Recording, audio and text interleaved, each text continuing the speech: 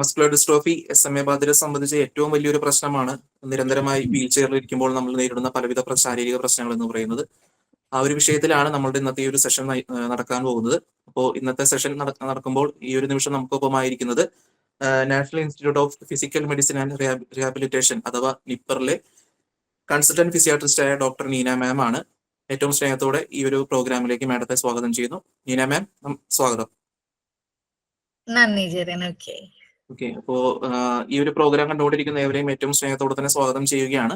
എല്ലാവരും ശ്രദ്ധിക്കുക, പ്രോഗ്രാമിന്റെ അവസാന ഭാഗത്ത് നിങ്ങളുടെ ചോദ്യങ്ങൾ നേരിട്ട് ചോദിക്കാനുള്ള അവസരം ഉണ്ടായിരിക്കും. അപ്പോൾ അതിനു മുന്നേ നമ്മൾ കുറച്ച് പ്രസന്റേഷൻ കാര്യങ്ങളും ഓൾറെഡി പ്രിപ്പയർ ചെയ്ത് വെച്ചിരിക്കുന്ന കാര്യങ്ങൾ ഇവിടെ ആദ്യം കാണിക്കുന്നതാണ്. അതിനുശേഷം നിങ്ങളുടെ ചോദ്യങ്ങൾക്കുള്ള ഉത്തരങ്ങൾ അതിലില്ല എന്നുണ്ടെങ്കിൽ നിങ്ങൾക്ക് തീർച്ചയായിട്ടും ഡോക്ടറോട് ചോദിക്കാനുള്ള അവസരം ഉണ്ടായിരിക്കും. അപ്പോൾ അവസാനം വരെ എല്ലാവരും പങ്കെടുക്കാൻ ശ്രദ്ധിക്കുക. അപ്പോൾ എല്ലാവർക്കും നമസ്കാരം. ആദ്യമായിട്ട് ഇങ്ങനെ ഒരു പ്ലാറ്റ്ഫോമില് എനിക്ക് സംസാരിക്കാൻ അവസരം തന്ന മൈൻഡ് എന്ന ഗ്രൂപ്പിലെ ഭാരവാഹികൾക്ക് ഞാൻ എൻ്റെ നന്ദി അറിയിക്കുന്നു. ഇന്ന് ഞാൻ ഇവിടെ സംസാരിക്കാൻ പോകുന്നത് മസ്കുലർ ഡിസ്ട്രോഫി അതുപോലെ SMA ഉള്ള ആൾക്കാർക്ക് കണ്ടിന്യൂസ് ആയിട്ട് വീൽ ചെയറിൽ ഇരിക്കുമ്പോഴുണ്ടാകുന്ന പ്രശ്നങ്ങളെ അതിന്റെ പരിഹാരങ്ങളെ കുറിച്ചാണ്. അപ്പോ ഒട്ടനവധി പ്രശ്നങ്ങൾ ഉണ്ടെന്ന് എനിക്കറിയാം. അപ്പൊ ഈ ഒരു ചുരുക്ക സമയത്തിൽ നമുക്ക് കവർ ചെയ്യാൻ പറ്റുന്ന അതെല്ലാം നമുക്ക് കവർ ചെയ്യാൻ ശ്രമിക്കാം. അപ്പോ സ്ലൈഡ്സ് മൂവ് ചെയ്യുന്നുണ്ടല്ലോ അല്ലേ? സ്ലൈഡ്സ് ഇല്ല, ഫസ്റ്റ് പേജിൽ നിൽക്കുകയാണ് ഇപ്പോ. ഇപ്പോഴും ഫസ്റ്റ് പേജിലാണോ? അതെ അതെ. ഓക്കെ, ഇപ്പോഴോ? ഇപ്പൊ ശരി, ഇപ്പൊ ശരി. ഓക്കെ, ശരി. അപ്പൊ ആദ്യം നമുക്ക് നമ്മുടെ പോസ്ചർ എന്ന് വെച്ചാൽ എന്താന്നുള്ളതിനെ കുറിച്ചിട്ട് നമുക്ക് മനസ്സിലാക്കാം. അപ്പൊ ഏതൊരു മനുഷ്യന്റെയും പോസ്ചർ എന്നുള്ള, അല്ലെങ്കിൽ നമ്മൾ ഇരിക്കുമ്പോഴായാലും നിൽക്കുമ്പോഴായാലും നടക്കുമ്പോഴായാലും നമ്മുടെ പോസ്ചർ മെയിൻറ്റെയിൻ ചെയ്യുന്നത് നമ്മുടെ ശരീരത്തിലെ എല്ലുകളും അതിനോടനുബന്ധിച്ചുള്ള പേശികള്, അതുപോലെ ലിഗമെന്റ്സ്, ടെൻഡൻസ് എന്നിവയൊക്കെ കൂടിയിട്ടാണ് ഓരോ മനുഷ്യന്റെയും പോസ്ചർ നിലനിർത്തുന്നത്. അപ്പൊ ഈ പോസ്ചറിൽ വ്യത്യാസം വരുന്നത് പല കാരണങ്ങൾ കൊണ്ട് വരാം. ഒന്നുകിൽ എല്ലുകൾക്ക് ഉണ്ടാകുന്ന പ്രശ്നങ്ങൾ കൊണ്ടാകാം, അല്ലെങ്കിൽ പേശികൾക്ക് ഉണ്ടാകുന്ന, മസിൽസിന് ഉണ്ടാകുന്ന പ്രശ്നങ്ങൾ കൊണ്ടാകാം. അങ്ങനെ ഇതുപോലെയുള്ള പ്രശ്നങ്ങൾ കാരണം പോസ്ചറിൽ വ്യതിയാനങ്ങൾ ഉണ്ടാകും. അപ്പൊ എന്തൊക്കെയാണ് ഒരു കണ്ടിന്യൂസ് ആയിട്ട് ഒരു വീൽ ചെയറിൽ ഇരിക്കുമ്പോൾ നമ്മുടെ പോസ്ചറിൽ വരുന്ന വ്യത്യാസങ്ങൾ എന്തൊക്കെയാണ് എന്നുള്ളതാണ് നമ്മൾ ആദ്യം നോക്കുന്നത്. അപ്പൊ അതിൽ തന്നെ നമ്മുടെ നട്ടെല്ലിൽ വരുന്ന പ്രശ്നങ്ങൾ.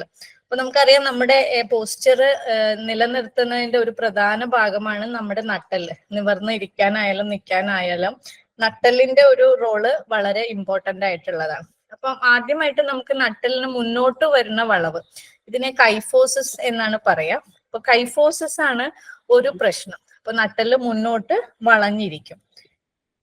പിന്നെ വരുന്ന ഒരു പ്രശ്നം സ്കോളിയോസിസ് ആണ്. സ്കോളിയോസിസ് എന്ന് പറഞ്ഞാൽ നട്ടെല്ല് സൈഡിലോട്ട് വളഞ്ഞു പോകുന്ന ഒരു അവസ്ഥയാണ് സ്കോളിയോസിസ് എന്ന് പറയുന്നത്.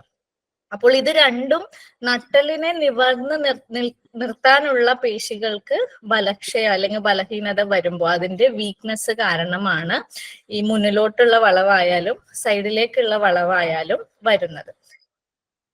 പിന്നെ ചില ആൾക്കാരില് ഈ സ്കോളിയോസിസ് വളവ് കൂടി വന്നു കഴിഞ്ഞാൽ നമ്മുടെ ഈ സ്ക്രീനിൽ കാണുന്നത് പോലെ ഈ ഇടുപ്പിന്റെ എല്ലിലോട്ട് നമ്മുടെ റിബ്സ്, നമ്മുടെ ശ്വാസകോശത്തിന്റെ എല്ലുകൾ വന്ന് തട്ടും. അപ്പൊ ആ ഭാഗത്ത് വേദനകൾ ഉണ്ടാവാനുള്ള സാധ്യതയുണ്ട്.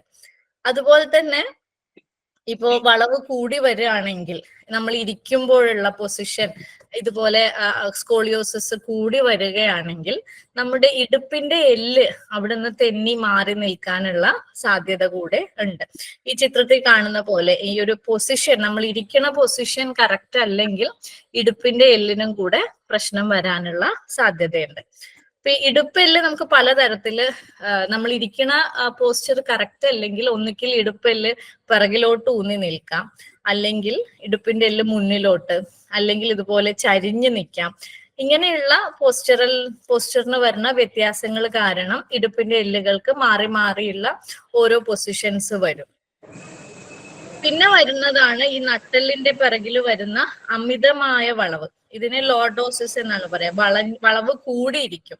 അപ്പൊ ചില ആൾക്കാരിൽ നിൽക്കും, ഇപ്പൊ DMD പോലെയുള്ള കണ്ടീഷനൊക്കെ ആണെങ്കിൽ അങ്ങനെയുള്ള കുട്ടികളിൽ പോലും നമുക്ക് നിൽക്കുമ്പോൾ നമ്മുടെ നട്ടെല്ല് കുറച്ച് അധികം വളഞ്ഞു നിൽക്കുന്നത് പോലെ നമുക്ക് തോന്നാം. അപ്പൊ അത് ചില ആൾക്കാരിൽ ഇരിക്കുമ്പോഴും അതുപോലെ വളവ് കൂടി വരാനുള്ള സാധ്യതയുണ്ട്.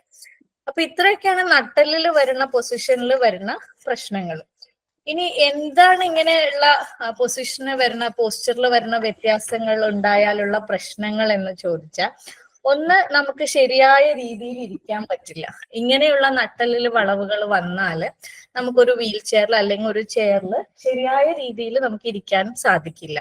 രണ്ടാമതായിട്ട് നമുക്ക് ശരീരത്തിന്റെ പല ഭാഗങ്ങളിലും വേദന ഉണ്ടാകും. കാരണം ഈ മസിൽസിനുള്ള ബലക്കുറവ് അതിന്റെ ഒരു ആഫ്റ്റർ എഫക്റ്റ് എന്ന രീതിയിലും ചില പേശികൾ കൂടുതലായിട്ട് വർക്ക് ചെയ്യും, ചില പേശികൾ കുറച്ചേ വർക്ക് ചെയ്യുള്ളൂ. അപ്പൊ ഈ കൂടുതൽ വർക്ക് ചെയ്യുന്ന മസിൽസിൽ വേദനകൾ കൂടി വരികയും അത് നമുക്ക് ഈ പൊസിഷൻ കണ്ടിന്യൂസ് ആയിട്ട് ഒരേ പൊസിഷനിൽ ഇരിക്കുമ്പോൾ പല ഭാഗത്തും വേദനകൾ ഉണ്ടാകുന്നു.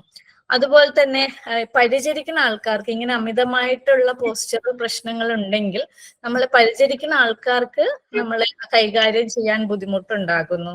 ചില ആൾക്കാർക്ക് ഇങ്ങനെയുള്ള സ്കോളിയോസിസ് പോലെയൊക്കെ കൂടി വന്നു കഴിഞ്ഞാൽ ശ്വാസം എടുക്കാനുള്ള ബുദ്ധിമുട്ട്, അതുപോലെ കൈഫോസിസ് കൂടി വന്നാൽ നമുക്ക് ഭക്ഷണം ഇറക്കാനുള്ള ബുദ്ധിമുട്ട്, അങ്ങനെയൊക്കെയുള്ള പ്രശ്നങ്ങളും കൂടെ വരും. ഇനി ഇങ്ങനെയുള്ള പോസ്ചറൽ പ്രശ്നങ്ങൾ ഉണ്ടെങ്കിൽ നമ്മൾ ഇനി എന്താ ചെയ്യേണ്ടതെന്നുള്ളതാണ്. ഒന്നാമതായിട്ട് നമുക്ക് ഒരു എക്സ്റേ എടുത്തിട്ട് നമുക്ക് ഈ ഒരു എല്ലുകളുടെ ഇപ്പോഴത്തെ അവസ്ഥ എന്താന്നുള്ളത് അറിഞ്ഞിരിക്കണം. പിന്നെ ഏറ്റവും നല്ലത് ഇതിലോട്ട് എത്തിച്ചേരുന്നതിന് മുന്നേ തന്നെ അത് കണ്ടുപിടിക്കുകയും അതിനു വേണ്ട ട്രീറ്റ്മെന്റ് അല്ലെങ്കിൽ അത് മുന്നോട്ട് കൂടുതൽ മോശമാവാതിരിക്കാനുള്ള കാര്യങ്ങൾ ചെയ്യുകയുമാണ് വേണ്ടത്. ഒന്നാമതായിട്ട് ഇത് എങ്ങനെ പരിഹരിക്കാന്ന് ചോദിച്ചാൽ, നമ്മൾ എപ്പോഴും ഏത് കാര്യമായാലും പ്രിവെൻഷൻ ആണ് എപ്പോഴും ഇമ്പോർട്ടന്റ്. അത് വരാതെ നോക്കുക എന്നുള്ളതാണ് നമ്മൾ ഏറ്റവും കൂടുതൽ ചെയ്യേണ്ടത്. അപ്പൊ അതിൽ പ്രിവെൻഷൻ ഒരു പരിധി വരെ നമുക്ക് ഈ സ്കോളിയോസിസിലോട്ടൊക്കെ പോകാതെ അല്ലെങ്കിൽ കൈഫോസിസ് അങ്ങനെയുള്ള ഇതിലോട്ട് പോകാതെ ഒരു പരിധി വരെ നമുക്ക് കൺട്രോൾ ചെയ്യാൻ വേണ്ടി സാധിക്കും. ഒന്നാമതായിട്ട് കൃത്യമായിട്ടുള്ള വ്യായാമം, സ്ട്രെച്ചിങ് എക്സസൈസസ്, അതുപോലെ തന്നെ സ്പ്ലിന്റുകൾ. ഇപ്പം സ്കോളിയോസിസ് ആണെങ്കിൽ നേരത്തെ കണ്ടുപിടിച്ച നമുക്ക് ചില സ്പൈനിന് ഇടുന്ന സ്പ്ലിന്റുകൾ വെച്ച് കറക്റ്റ് ചെയ്യാൻ വേണ്ടി സാധിക്കും. വീൽ ചെയർ ഒക്കെ ആണെങ്കിൽ കറക്റ്റ് ആയിട്ട് സ്കോളിയോസിസിനെ കറക്റ്റ് ചെയ്യുന്ന രീതിയിലുള്ള വീൽ ചെയർസ് ട്രൈ ചെയ്യാൻ വേണ്ടി സാധിക്കും. പിന്നെ ഇത് കൂടി വന്നു കഴിഞ്ഞു നമുക്ക് ട്രീറ്റ്മെന്റിൽ ഇതിലൊന്നും നിൽക്കാത്ത കണ്ടീഷനൊക്കെ വരികയാണ്, നമ്മുടെ ഡേ ടു ഡേ ലൈഫിന് അത് വളരെ അധികം ബാധിക്കുകയൊക്കെ ചെയ്യുകയാണെങ്കിൽ പിന്നെ നമുക്ക് സർജിക്കൽ ഓപ്ഷൻസ് ആണ് കൂടുതലും ഉള്ളത്. ഇപ്പൊ ഈ ഒരു ചിത്രത്തിൽ കാണാം ഈ ഒരു കുട്ടിയുടെ വളവിന് നമ്മളൊരു ബ്രേസ് ഇട്ട് കറക്റ്റ് ചെയ്യുന്നത്. അതുപോലെ തന്നെ വീൽ ചെയർ നമ്മൾ ഡിസൈൻ ചെയ്യുമ്പോൾ വളവ് കറക്റ്റ് ചെയ്യുന്ന രീതിയിലുള്ള അഡാപ്റ്റേഷൻസ് ചെയ്താൽ നമുക്ക് കുറെയൊക്കെ അത് കൺട്രോൾ ചെയ്യാൻ വേണ്ടി സാധിക്കും. അപ്പൊ ഇത്രയാണ് നമുക്ക് ഉണ്ടാകുന്ന പോസ്ചറിൽ ഉണ്ടാകുന്ന പ്രശ്നങ്ങൾ. ഇനി രണ്ടാമത്തെ ഏറ്റവും വലിയ ഒരു പ്രശ്നം, മിക്ക ആൾക്കാർക്കും ഉണ്ടാകുന്ന ഒരു പ്രശ്നം വേദനകളാണ്. അതിന്റെ കാരണം ഞാൻ ഒന്നാമതായി പറഞ്ഞു, ഈ ചില മസിൽസിൽ കൂടുതലായിട്ടുള്ള ആക്ടിവിറ്റീസ് വരികയും ചില മസിൽസ് നന്നായി വർക്ക് ചെയ്യും, എന്നാൽ ചില മസിൽസിന് അത്രയും വർക്ക് ചെയ്യാൻ പറ്റാതെ വരുമ്പോൾ ഈ കൂടുതൽ വർക്ക് ചെയ്യുന്ന മസിൽസിൽ വേദന വരുന്നു.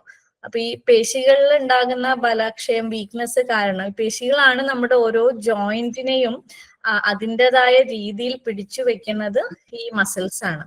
അപ്പൊ അതിന് വീക്ക്നെസ് വരുമ്പോൾ ആ ജോയിന്റിന്റെ സ്റ്റെബിലിറ്റി അല്ലെങ്കിൽ അതിന് കൃത്യമായിട്ട് ഫങ്ഷൻ ചെയ്യാൻ പറ്റാതെയും കൂടെ വരുന്നു.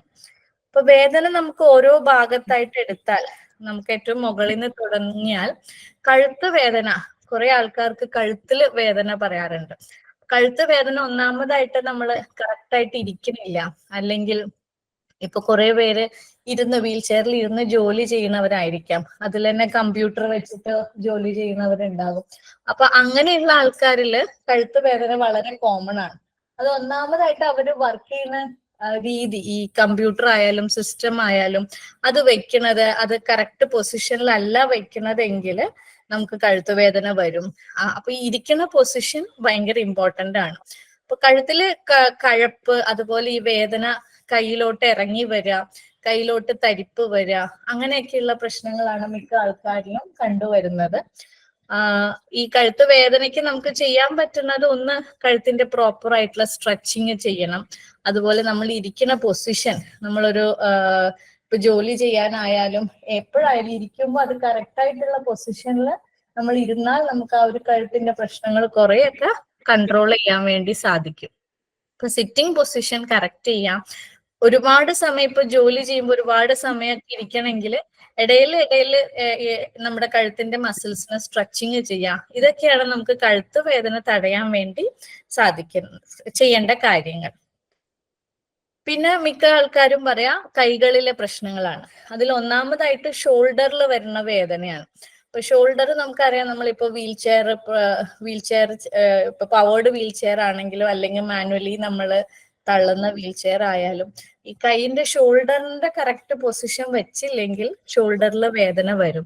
അതുണ്ടാവാനുള്ള പ്രധാന കാരണം, ഒന്ന് ഷോൾഡറിലെ മസിൽസിൽ വരുന്ന നീർക്കെട്ട്, അവിടെയുള്ള മസിൽസ് ഓവർ വർക്ക് ചെയ്യുമ്പോൾ, അതിന് കൂടുതൽ വർക്ക് വരുമ്പോൾ ആ പേശികളിൽ വരുന്ന ചെറിയ ചെറിയ ടയർ അല്ലെങ്കിൽ ചെറിയ ചെറിയ പൊട്ടലുകള്, ഇതൊക്കെയാണ് ഷോൾഡറിൽ വേദന വരാനുള്ള കാരണങ്ങൾ.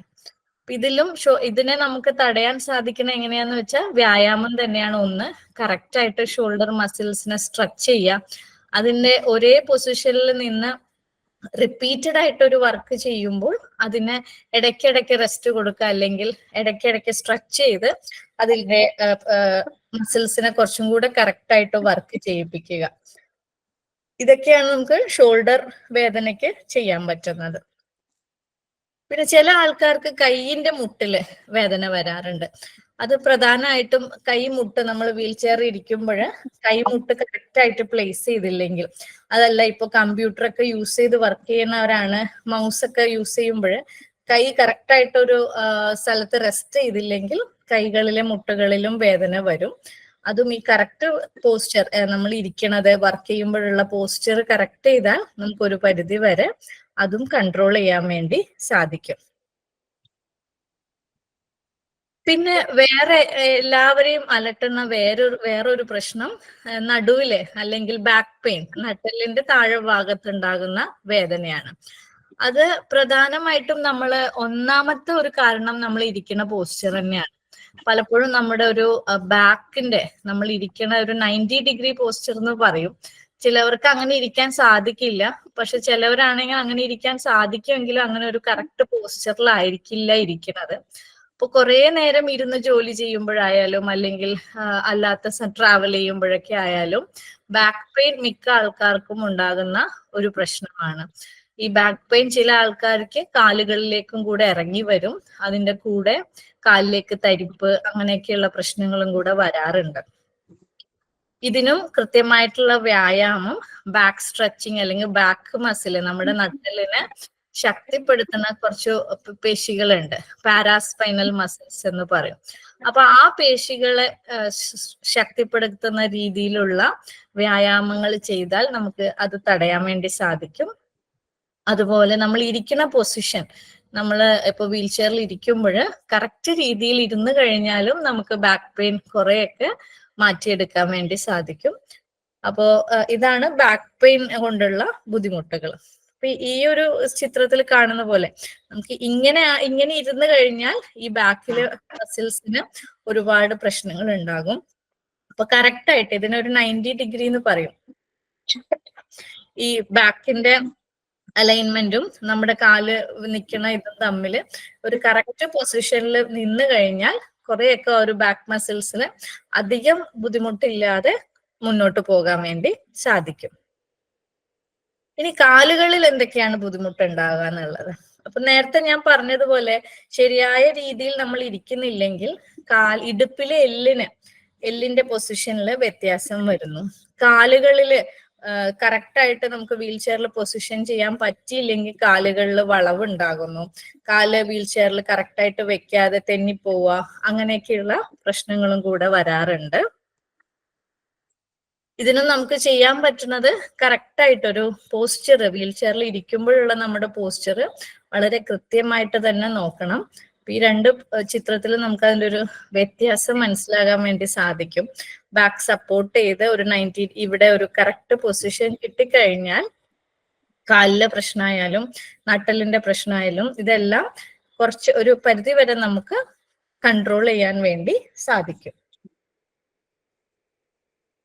പിന്നെ വരുന്ന ഒരു പ്രധാന പ്രശ്നം ഈ ജോയിന്റ്സുകളിൽ, സന്ധികളിൽ വരുന്ന ജോയിന്റ് കൺട്രാക്ചേഴ്സ് ആണ്.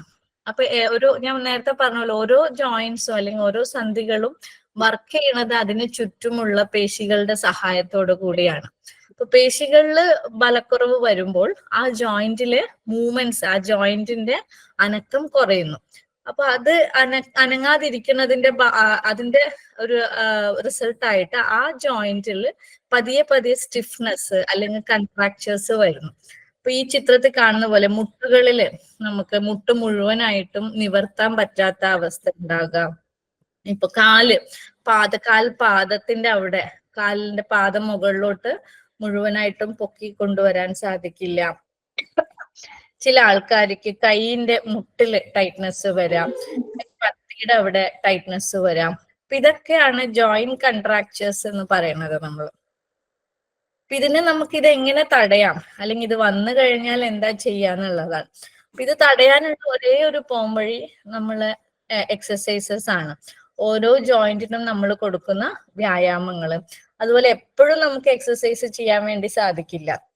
അപ്പൊ അങ്ങനെയുള്ള സമയത്ത് നമുക്ക് കാലുകളിൽ അല്ലെങ്കിൽ കൈകളിൽ സ്പ്ലിന്റുകൾ ഉപയോഗിക്കാം. സ്പ്ലിന്റുകൾ ഉപയോഗിക്കുന്നത് ആ ഒരു ജോയിന്റ് അതിന്റെ കറക്റ്റ് ആയിട്ടുള്ള പൊസിഷനിൽ കൂടുതൽ നേരം നിൽക്കാൻ വേണ്ടിയിട്ട് സ്പ്ലിന്റുകൾ ഉപയോഗിക്കാം. കാൽമുട്ടിലായാലും പാദത്തിലായാലും കയ്യിലായാലും സ്പ്ലിന്റുകൾ ഇട്ടാൽ ഒരു പരിധി വരെ ജോയിന്റ് കൺട്രാക്ചർ വരുന്നത് നമുക്ക് തടയാൻ വേണ്ടി സാധിക്കും.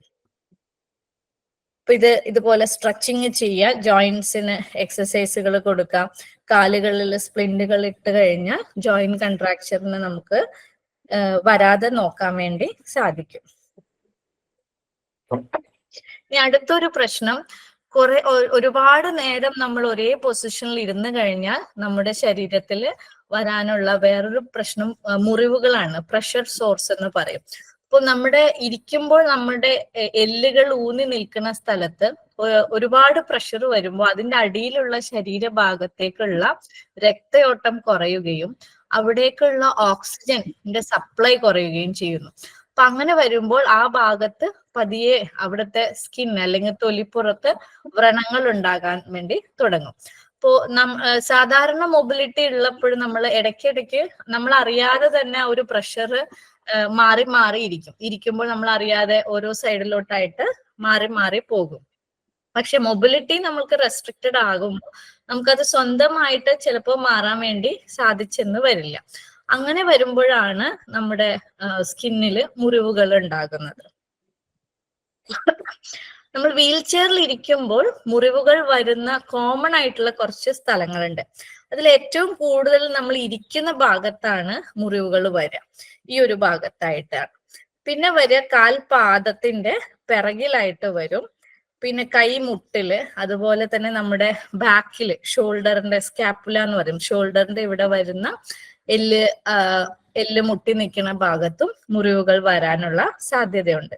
അപ്പൊ നമ്മൾ ഏറ്റവും കൂടുതൽ ശ്രദ്ധിക്കേണ്ടത് ഈ മുറിവുകൾ വരാനുള്ള സ്ഥലങ്ങള് എന്ന് നമ്മൾ നോക്കുക. അവിടെ തൊലിപ്പുറത്ത് എന്തെങ്കിലും കളർ വ്യത്യാസം, അവിടെയുള്ള ഇപ്പൊ ഒരു ചുവന്ന പാടോ അങ്ങനെ എന്തെങ്കിലും കണ്ടു കഴിഞ്ഞാൽ നമ്മൾ വളരെ ശ്രദ്ധയോടെ കൂടെ തന്നെ പിന്നെ അതിനെ പരിചരിക്കണം. ആ ഭാഗത്തോട്ട് കൂടുതൽ നേരം ഇരിക്കാതെ അല്ലെങ്കിൽ ആ ഭാഗത്തേക്ക് കൂടുതൽ പ്രഷർ കൊടുക്കാതെ നമ്മൾ ശ്രദ്ധിക്കണം. കാരണം അങ്ങനെ ഒരു സ്റ്റേജിൽ നമ്മൾ അത് കണ്ടുപിടിച്ചാൽ നമുക്ക് അത് അപ്പോൾ തന്നെ അത് ഒരു മുറിവിലോട്ട് പോകുന്നതിൽ നിന്നും തടയാൻ വേണ്ടി സാധിക്കും. ഒരു മുറിവ് വന്ന് അത് ഉണക്കിയെടുക്കുന്നതിന് എത്രയോ മടങ്ങ് എളുപ്പമാണ് ഈ ഒരു ആദ്യത്തെ ഘട്ടത്തിൽ തന്നെ അത് കണ്ടുപിടിച്ചാൽ നമുക്കത് തടയാൻ സാധിക്കുന്നത്. ഇതില് പല സ്റ്റേജസ് ആയിട്ട് നമുക്ക് മുറിവുകളെ പറയാം. അപ്പൊ ആദ്യത്തെ സ്റ്റേജിൽ നമുക്ക് ഇങ്ങനെ ഒരു ചുവന്ന പാട് മാത്രമേ കാണുള്ളൂ.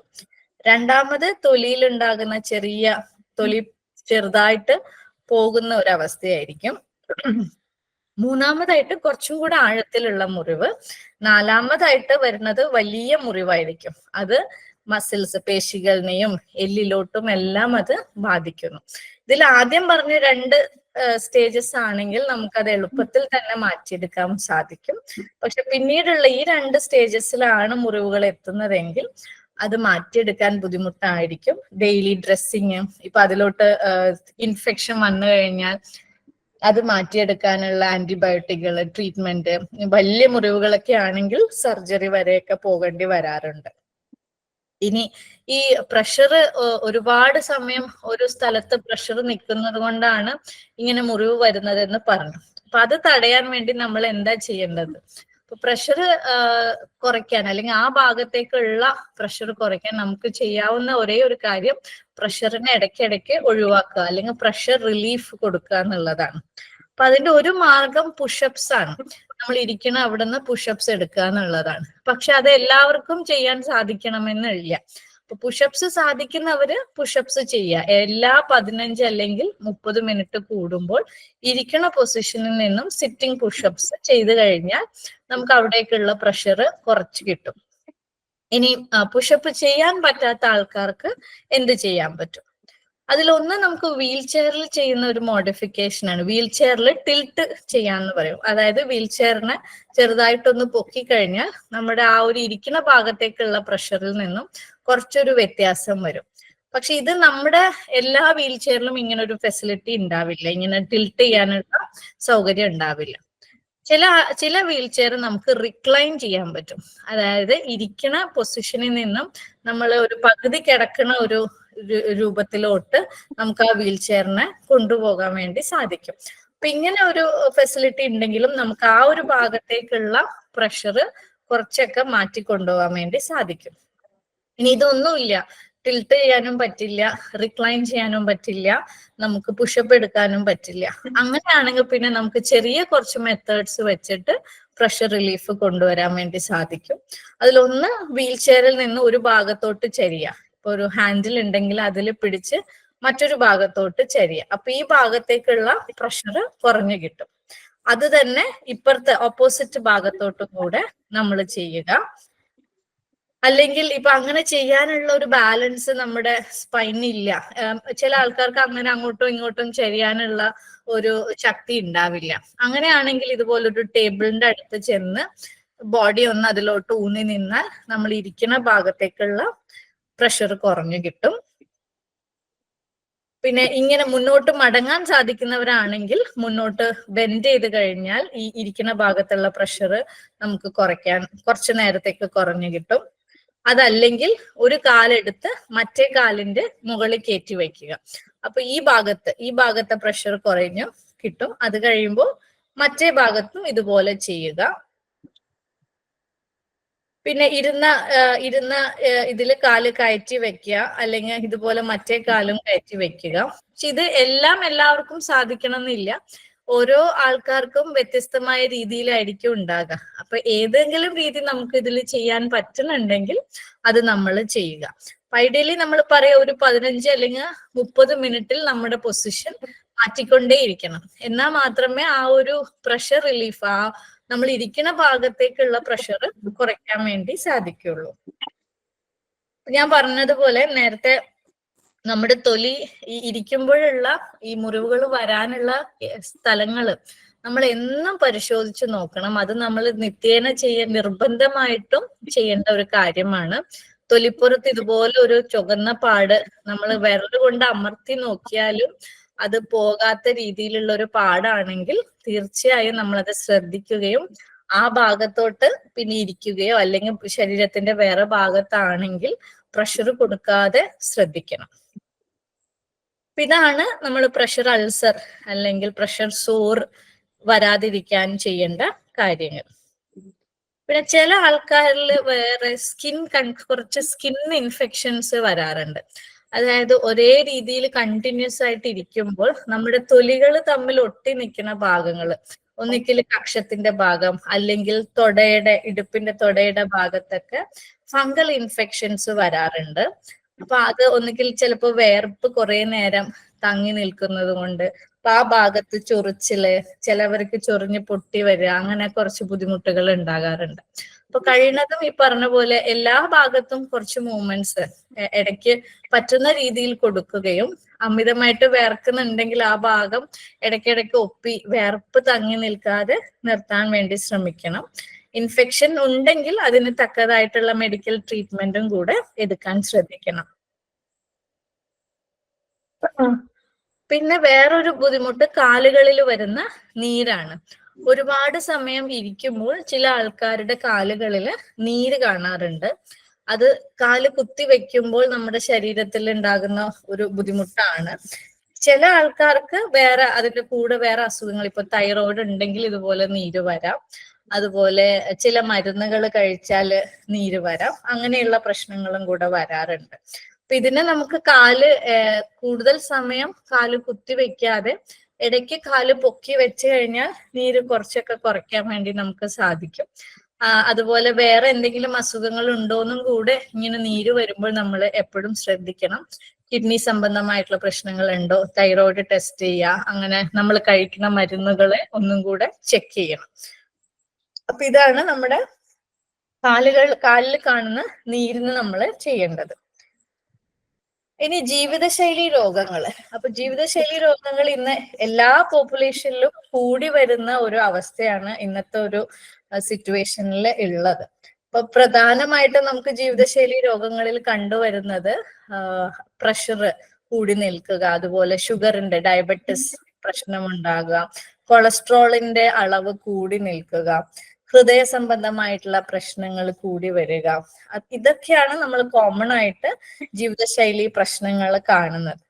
അപ്പൊ എന്തുകൊണ്ടാണ് ഇങ്ങനെ ഒരു മൊബിലിറ്റി ഇഷ്യൂ ഉള്ള ആൾക്കാരിൽ ഇങ്ങനെ ഒരു ജീവിതശൈലി പ്രശ്നങ്ങൾ കൂടുതലും കണ്ടുവരുന്നതിനും ഒന്ന് നമ്മുടെ ഒരു കാർഡിയാക് ആക്ടിവിറ്റി, അല്ലെങ്കിൽ നമ്മൾക്കൊരു മൊബിലിറ്റിയിൽ വരുന്ന ആക്ടിവിറ്റി ലിമിറ്റേഷൻ, നമ്മുടെ ഒരു മൂവ്മെന്റ് ലിമിറ്റേഷൻ ആണ് അതിന് ഒരു കാരണം. പിന്നെ നമ്മുടെ ഭക്ഷണ രീതി, അൺഹെൽത്തി ആയിട്ടുള്ള ഭക്ഷണ സാധനങ്ങൾ കഴിക്കുന്നതാണ് വേറൊരു കാരണം. പിന്നെ മാനസിക സമ്മർദ്ദം, നമുക്ക് വരുന്ന സ്ട്രെസ് ഒരു വളരെ ഇമ്പോർട്ടന്റ് ആയിട്ടുള്ള ഒരു കാര്യമാണ്. നമ്മുടെ ഇപ്പൊ ഷുഗർ മരുന്നുകൾ കഴിച്ചിട്ടും കുറയാത്ത ഷുഗറൊക്കെ കുറെയൊക്കെ മനസ്സിനുണ്ടാകുന്ന സ്ട്രെസ് കാരണം വരുന്നതാണ്. ഇപ്പൊ വ്യായാമം ഇല്ലാത്ത അവസ്ഥ, പിന്നെ അതുപോലെ ഒരുപാട് നേരം നമ്മൾ സെഡൻഡറി ആയിട്ട് ഒന്നും ചെയ്യാതെ ഇരിക്കുന്നത് കൊണ്ട് വരുന്ന പ്രശ്നങ്ങള്. അപ്പൊ ഇതൊക്കെയാണ് ജീവിതശൈലി രോഗങ്ങൾ ഇന്ന് കൂടി വരാനുണ്ടാകുന്ന കാരണങ്ങൾ. അതുപോലെ ഇത് എന്തിലോട്ട് നയിക്കും, ചില ഒരുപാട് നേരം ഇരുന്ന് വ്യായാമം ഒന്നും ഇല്ലാത്ത ആൾക്കാരിൽ അമിതവണ്ണവും കൂടെ കണ്ടുവരുന്നുണ്ട്. ഈ അമിതവണ്ണം, നമ്മുടെ വണ്ണം കൂടി നിൽക്കുന്നത് കൊണ്ട് പല പ്രശ്നങ്ങളും ഉണ്ടാകും. ഒന്ന് നമ്മുടെ മൊബിലിറ്റി, അല്ലെങ്കിൽ നമ്മൾ ട്രാൻസ്ഫർ ചെയ്യുമ്പോൾ ഇപ്പൊ വീൽ ചെയറിൽ നിന്ന് ബെഡിലോട്ട്, അങ്ങനെ നമ്മുടെ ട്രാൻസ്ഫർ അതിന് ഒരുപാട് ബുദ്ധിമുട്ടുണ്ടാക്കുന്നുണ്ട്. അതുപോലെ അമിതവണ്ണം വരുമ്പോൾ നമുക്ക് മറ്റ് രോഗങ്ങളും കൂടെ അതിന്റെ കൂടെ, ഹൃദയ സംബന്ധമായിട്ടുള്ള പ്രശ്നങ്ങൾ അല്ലെങ്കിൽ മറ്റ് പ്രഷർ, അങ്ങനെ എല്ലാം കൂടെ അതിന്റെ കൂടെ വരാനുള്ള സാധ്യത കൂടി വരുന്നു. ഇതിനെ നമുക്ക് തടയാൻ വേണ്ടി എന്ത് ചെയ്യാൻ പറ്റും? ഒന്ന്, നല്ല രീതിയിലുള്ള ആഹാരം, പോഷകാഹാരം കൃത്യമായ അളവിൽ, കാർബോഹൈഡ്രേറ്റ് കുറച്ച്, പ്രോട്ടീൻസ്, ഫ്രൂട്ട്സ്, ഇതൊക്കെ കൂടുതലുള്ള ഒരു ഭക്ഷണ രീതി നമ്മളുടെ ജീവിതത്തിൽ കൊണ്ടുവരിക. രണ്ട്, വ്യായാമം നിർബന്ധമായിട്ടും വീൽ ചെയറിൽ അല്ലെങ്കിൽ മസ്കുലർ ഡിസ്ട്രോഫി, SMA, ഏത് അസുഖമാണെങ്കിലും വ്യായാമം കൃത്യമായിട്ട് ചെയ്യാൻ നമ്മൾ ശ്രദ്ധിക്കണം. പിന്നെ സ്ട്രെസ് എല്ലാവരുടെ ജീവിതത്തിലും ഒരു സ്റ്റേജിൽ അല്ലെങ്കിൽ വേറൊരു സ്റ്റേജിൽ സ്ട്രെസ്സസ് ഉണ്ടാകും, മാനസിക സമ്മർദ്ദങ്ങൾ ഉണ്ടാകും. അപ്പൊ അത് എപ്പോഴും കുറച്ചു വെക്കാനുള്ള കാര്യങ്ങൾ ചെയ്യുക. പിന്നെ നമ്മൾ എപ്പോഴും നമ്മൾക്ക് ഇതുപോലുള്ള ജീവിതശൈലി രോഗങ്ങൾ ഉണ്ടോ എന്ന് എന്നും നമ്മൾ ഒരു ബ്ലഡ് ടെസ്റ്റ് ചെയ്തിട്ടോ അല്ലെങ്കിൽ ബാക്കി വേറെ എന്തെങ്കിലും ടെസ്റ്റുകൾ ആവശ്യമുണ്ടെങ്കിൽ അത് ചെയ്ത് നേരത്തെ കണ്ടുപിടിക്കണം. കാരണം നേരത്തെ കണ്ടുപിടിച്ചാൽ നമുക്കത് എത്രയും പെട്ടെന്ന് ട്രീറ്റ് ചെയ്യാൻ വേണ്ടി സാധിക്കും. അപ്പൊ അത് വേറെ അസുഖങ്ങളിലോട്ട് നയിക്കുന്നതിന് മുന്നേ തന്നെ അതിനെ നമുക്ക് കൺട്രോൾ ചെയ്യാൻ വേണ്ടി സാധിക്കണം. ഇത്രയാണ് ജീവിതശൈലി പ്രശ്നങ്ങൾക്ക് നമ്മൾ ചെയ്യേണ്ട കാര്യങ്ങൾ. ഇനി വേറൊരു പ്രധാന പ്രശ്നം എല്ലുകൾക്ക് വരുന്ന ബലക്കുറവാണ്. അതിനെ ഓസ്റ്റിയോപോറോസിസ് എന്ന് പറയും. നമ്മള് ഓരോ ഓരോ മനുഷ്യന്റെയും എല്ലുകളുടെ ശക്തി, ആ എല്ലുകൾക്ക് വരുന്ന ലോഡ്, ഇപ്പൊ നമ്മള് നടക്കുമ്പോൾ, ഇരിക്കുമ്പോൾ, അങ്ങനെയുള്ള സമയത്ത് എല്ലുകൾക്ക് നമ്മൾ കൊടുക്കുന്ന ലോഡിനനുസരിച്ചിട്ടാണ് വരിക. ഇപ്പൊ ഒരു വീൽ ചെയർ മൊബിലിറ്റി ഉള്ള ആൾക്കാർക്ക് എല്ലുകൾക്ക്, കാലിലെ എല്ലുകൾക്ക് വരുന്ന ലോഡ് കുറവായിരിക്കും. അപ്പൊ ഇങ്ങനെയുള്ള ഒരു സാഹചര്യത്തിൽ എല്ലുകൾക്ക് പെട്ടെന്ന് തന്നെ ആ എല്ലുകളുടെ ബലം കുറഞ്ഞു വരാനുള്ള സാധ്യതയുണ്ട്. അപ്പൊ അതിനെ അങ്ങനെ ഒരു കണ്ടീഷനാണ് ഓസ്റ്റിയോപോറോസിസ് എന്ന് പറയുക. അപ്പൊ ഇത് തടയാൻ വേണ്ടി നമുക്ക് എന്ത് ചെയ്യാന്ന് വെച്ചാൽ നമ്മുടെ കാലുകളിലോട്ട് ലോഡ് കൊടുക്കുകയാണ് ഇതിന് ചെയ്യേണ്ടത്. അപ്പൊ നമ്മൾ ഇങ്ങനെ ഇപ്പൊ ഫിസിയോതെറാപ്പി ഒക്കെ ചെയ്യുമ്പോൾ ഇതുപോലെ നിർത്തിക്കുന്നത് കണ്ടിട്ടുണ്ടാകും. അപ്പൊ ഇത് ചെയ്യുന്നത് പ്രധാനമായിട്ടും നമ്മുടെ കാലിലോട്ട് നമ്മുടെ ബോഡിയുടെ വെയിറ്റ് പോയി കഴിയുമ്പോൾ കാലിലോട്ട് നമുക്കൊരു ലോഡ് വരുമ്പോൾ അത് എല്ലുകളെ കുറച്ചും കൂടെ ശക്തിപ്പെടുത്തുന്നു. പിന്നെ വേറൊരു പ്രശ്നം കണ്ടുവന്നിരിക്കുന്നത് വൈറ്റമിൻ D3യുടെ കുറവാണ്. പ്രധാനമായിട്ടും സൂര്യപ്രകാശം കൊള്ളാത്തത് കൊണ്ടാണ്. സൂര്യപ്രകാശത്തിലൂടെയാണ് നമുക്ക് ഏറ്റവും കൂടുതൽ വൈറ്റമിൻ D3 കിട്ടുന്നത്. അപ്പൊ വൈറ്റമിൻ D3യുടെ ഒരു കുറവുണ്ടെങ്കിൽ നമ്മുടെ എല്ലുകളിലോട്ട് കാൽസ്യം കൊണ്ട് അവിടേക്ക് എത്തില്ല. അപ്പൊ വൈറ്റമിൻ D3 കുറവുണ്ടെങ്കിൽ അത് പരിഹരിക്കുകയും കൂടെ ചെയ്യണം. പിന്നെ ശ്വാസകോശ സംബന്ധമായിട്ടുള്ള പ്രശ്നങ്ങളും ഉണ്ടാകാറുണ്ട്. അതിൽ പ്രധാനമായിട്ടും എല്ലാ ഭാഗത്തെയും മസിൽസിന് വീക്ക്നെസ്, പേശികൾക്ക് ബലക്ഷയം വരുന്നത് പോലെ തന്നെ നമ്മുടെ ശ്വാസകോശത്തിലെ പേശികൾക്കും കൂടെ ബലക്കുറവ് ഉണ്ടാകുന്നു. ഇത് കാരണം എന്താ സംഭവിക്കുക? ശ്വാസകോശം ശരിയായ രീതിയിൽ വികസിക്കാതിരിക്കുക, അതുപോലെ കഫം നമുക്ക് പുറത്തോട്ട് നീക്കം ചെയ്യാനുള്ള ശക്തി ഉണ്ടാവില്ല. അപ്പൊ കഫം കെട്ടിക്കിടക്കുകയും അത് നമുക്ക് ഇൻഫെക്ഷൻ, ന്യൂമോണിയ പോലെയൊക്കെ വരാനുള്ള സാധ്യതയുണ്ട്. അത് കൂടുതൽ ബലക്കുറവ് വരുന്നതിനനുസരിച്ച് ചിലപ്പോൾ നമുക്ക് സംസാരിക്കാനുള്ള ബുദ്ധിമുട്ട്, അതുപോലെ തന്നെ ഓക്സിജന്റെ അളവ് കുറഞ്ഞു പോവുക, ഇങ്ങനെയുള്ള സിറ്റുവേഷൻസും ഉണ്ടാകാറുണ്ട്.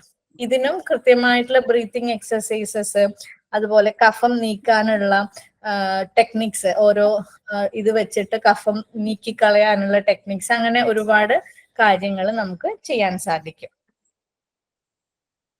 ഇനി കുറച്ച് പൊതുവായിട്ടുള്ള നിർദ്ദേശങ്ങളാണ്. പ്രധാനമായിട്ടും എനിക്ക് പറയാനുള്ളത് വീൽ ചെയറിനെ കുറിച്ചാണ്. ഇപ്പോൾ നമ്മൾ ചെയ്യുന്നത്, നമ്മൾക്കൊരു വീൽ ചെയർ കിട്ടുമ്പോൾ നമ്മളെ എങ്ങനെയെങ്കിലും ആ വീൽ ചെയറിലോട്ട് അക്കോമഡേറ്റ് ചെയ്യാണ്. ഒരു വീൽ ചെയർ നമുക്ക് കിട്ടുന്നു, ആ വീൽ ചെയറിൽ നമ്മൾ എങ്ങനെയൊക്കെയോ ഇരുത്തുന്നു. അത് കാരണം നമുക്ക് ഒരുപാട് പ്രശ്നങ്ങൾ ഉണ്ടാകും. ഒന്ന്, ആ വീൽ ചെയർ നമുക്ക് കറക്റ്റ് ആയിട്ടുള്ള ഫിറ്റ് ആവുന്ന വീൽ ചെയർ ആയിരിക്കില്ല. ഓരോ വ്യക്തിയുടെയും ശരീരപ്രകൃതി വ്യത്യാസമുള്ളതായിരിക്കും. ഒരു വീൽ ചെയർ എല്ലാവർക്കും സ്യൂട്ട് ചെയ്യില്ല. ഓരോരുത്തർക്കും ഓരോ ആവശ്യങ്ങളായിരിക്കും. അപ്പൊ ശരിക്കും പറഞ്ഞാൽ ഓരോ വ്യക്തിയുടെയും ആവശ്യാനുസരണമായിരിക്കണം ആ വ്യക്തി ഉപയോഗിക്കുന്ന വീൽ ചെയർ ഡിസൈൻ ചെയ്യേണ്ടത്.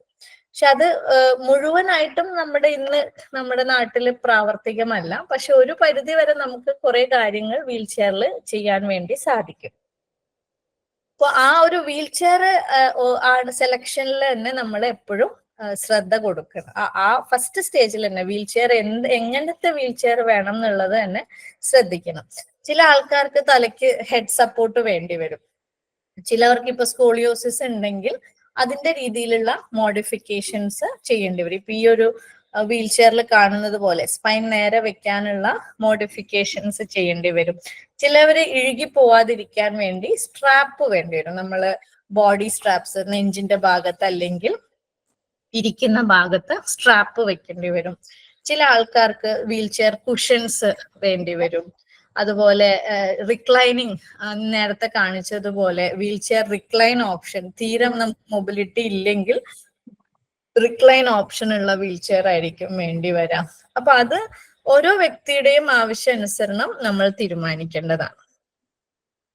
പിന്നെ ഞാൻ പറഞ്ഞ പോലെ ഇരിക്കുമ്പോൾ, ഇപ്പൊ ഈ ഒരു ചിത്രത്തിൽ കാണുന്ന പോലെ നമുക്ക് ഇരിക്കുമ്പോൾ ഈ ഒരു പൊസിഷനിലും ഇരിക്കാം. ആ ഒരു കറക്റ്റ് ആയിട്ട് നമുക്ക് സപ്പോർട്ട് കൊടുത്താൽ കുറച്ചും കൂടെ നല്ല പൊസിഷനിൽ നമുക്ക് ഇരിക്കാൻ വേണ്ടി സാധിക്കും. അപ്പൊ ആ ഒരു സീറ്റിംഗ് സിസ്റ്റം, നമ്മൾ ഇരിക്കുന്ന സിസ്റ്റം എപ്പോഴും നമ്മൾ വളരെ ശ്രദ്ധയോടെ നോക്കണം. എവിടെയൊക്കെ നമുക്ക് സപ്പോർട്ട് വേണോ അവിടെയൊക്കെ സപ്പോർട്ട് കൊടുത്തിരിക്കണം. സ്ട്രാപ്പ് വേണമെങ്കിൽ, വീൽ ചെയറിൽ അഡീഷണലി സ്ട്രാപ്പ് വേണമെങ്കിൽ സ്ട്രാപ്പ് പ്രൊവൈഡ് ചെയ്യണം. കൃത്യമായിട്ടുള്ള സപ്പോർട്ട്, ഇപ്പൊ സൈഡ് സപ്പോർട്ട്സ്, നമ്മുടെ ഇരിക്കുമ്പോൾ അങ്ങോട്ടോ ഇങ്ങോട്ടോ വീണ് പോകണുണ്ടെങ്കിൽ സൈഡ് സപ്പോർട്ട്സ് കൊടുക്കാം.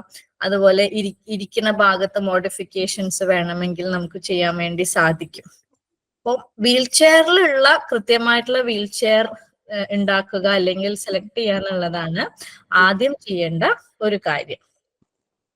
പിന്നെ രണ്ടാമത് നമ്മൾ അസിസ്റ്റീവ് ഡിവൈസസ് അല്ലെങ്കിൽ നമ്മൾക്ക് സഹായം ചെയ്യുന്ന ചില കാര്യങ്ങൾ ശ്രദ്ധിക്കാൻ ആവശ്യം വരും. ഒന്ന് നേരത്തെ പറഞ്ഞ പോലെ സ്പൈനിന് ബ്രേസ് മുഴുവനായിട്ടും തടയാൻ വേണ്ടി ചിലപ്പോൾ സ്പൈനിൽ ബ്രേസ് ഇടുന്നതുകൊണ്ട് സാധിച്ചെന്ന് വരില്ല. പക്ഷെ നമുക്ക് അത് കൂടി വരുന്നതിന്, അതൊരു തീവ്രമായ സ്കോളിയോസിസിലോട്ട് പോകുന്നതിൽ നിന്നും ഒരു പരിധി വരെ നമുക്ക് ഇതുപോലെ ബ്രേസ് ഉണ്ടെങ്കിൽ, നട്ടലിനിടുന്ന ഈ ഒരു ബ്രേസ്, സ്പൈനൽ ബ്രേസ് എന്ന് പറയും, അതുണ്ടെങ്കിൽ നമുക്ക് ഉപകാരപ്പെടും. അതുപോലെ തന്നെ മുട്ട് വളഞ്ഞു പോകാതിരിക്കാൻ അല്ലെങ്കിൽ കൺട്രാക്ചർ ആകാതിരിക്കാൻ മുട്ടിൽ നമുക്ക് സ്പ്ലിന്റ് ഇടാൻ വേണ്ടി സാധിക്കും. പാദങ്ങളിൽ കൺട്രാക്ചർ വരാതിരിക്കാൻ കാലിൽ സ്പ്ലിന്റ് ഉപയോഗിക്കാം. കൈകൾക്ക് കൺട്രാക്ചർ വരാതിരിക്കാൻ കയ്യിൽ സ്പ്ലിന്റ് ഉപയോഗിക്കാം. ഇതൊക്കെ നമ്മളുടെ അസിസ്റ്റീവ് എയ്ഡ്സ് ആണ്, നമുക്ക് ഹെൽപ്പ് ചെയ്യുന്ന കുറച്ച് ഉപകരണങ്ങളാണ്. ഇനി പറയാനുള്ളത് വ്യായാമങ്ങളാണ്. വ്യായാമങ്ങള് നമുക്ക് പൊതുവായിട്ട് പറയാൻ പറ്റില്ല. എല്ലാവർക്കും കോമൺ ആയിട്ടൊരു വ്യായാമം നിർദ്ദേശിക്കാൻ ബുദ്ധിമുട്ടായിരിക്കും. കാരണം ഓരോ വ്യക്തിക്കും ഓരോ തരത്തിലുള്ള വ്യായാമം, അവരുടെ മസിൽസ്, പേശികൾക്കുള്ള ഏത് രീതിയിലാണ് വീക്ക്നെസ് ഉള്ളത് എന്നതിനനുസരിച്ചാണ് നമുക്ക് വ്യായാമങ്ങൾ നിർദ്ദേശിക്കാൻ സാധിക്കുക.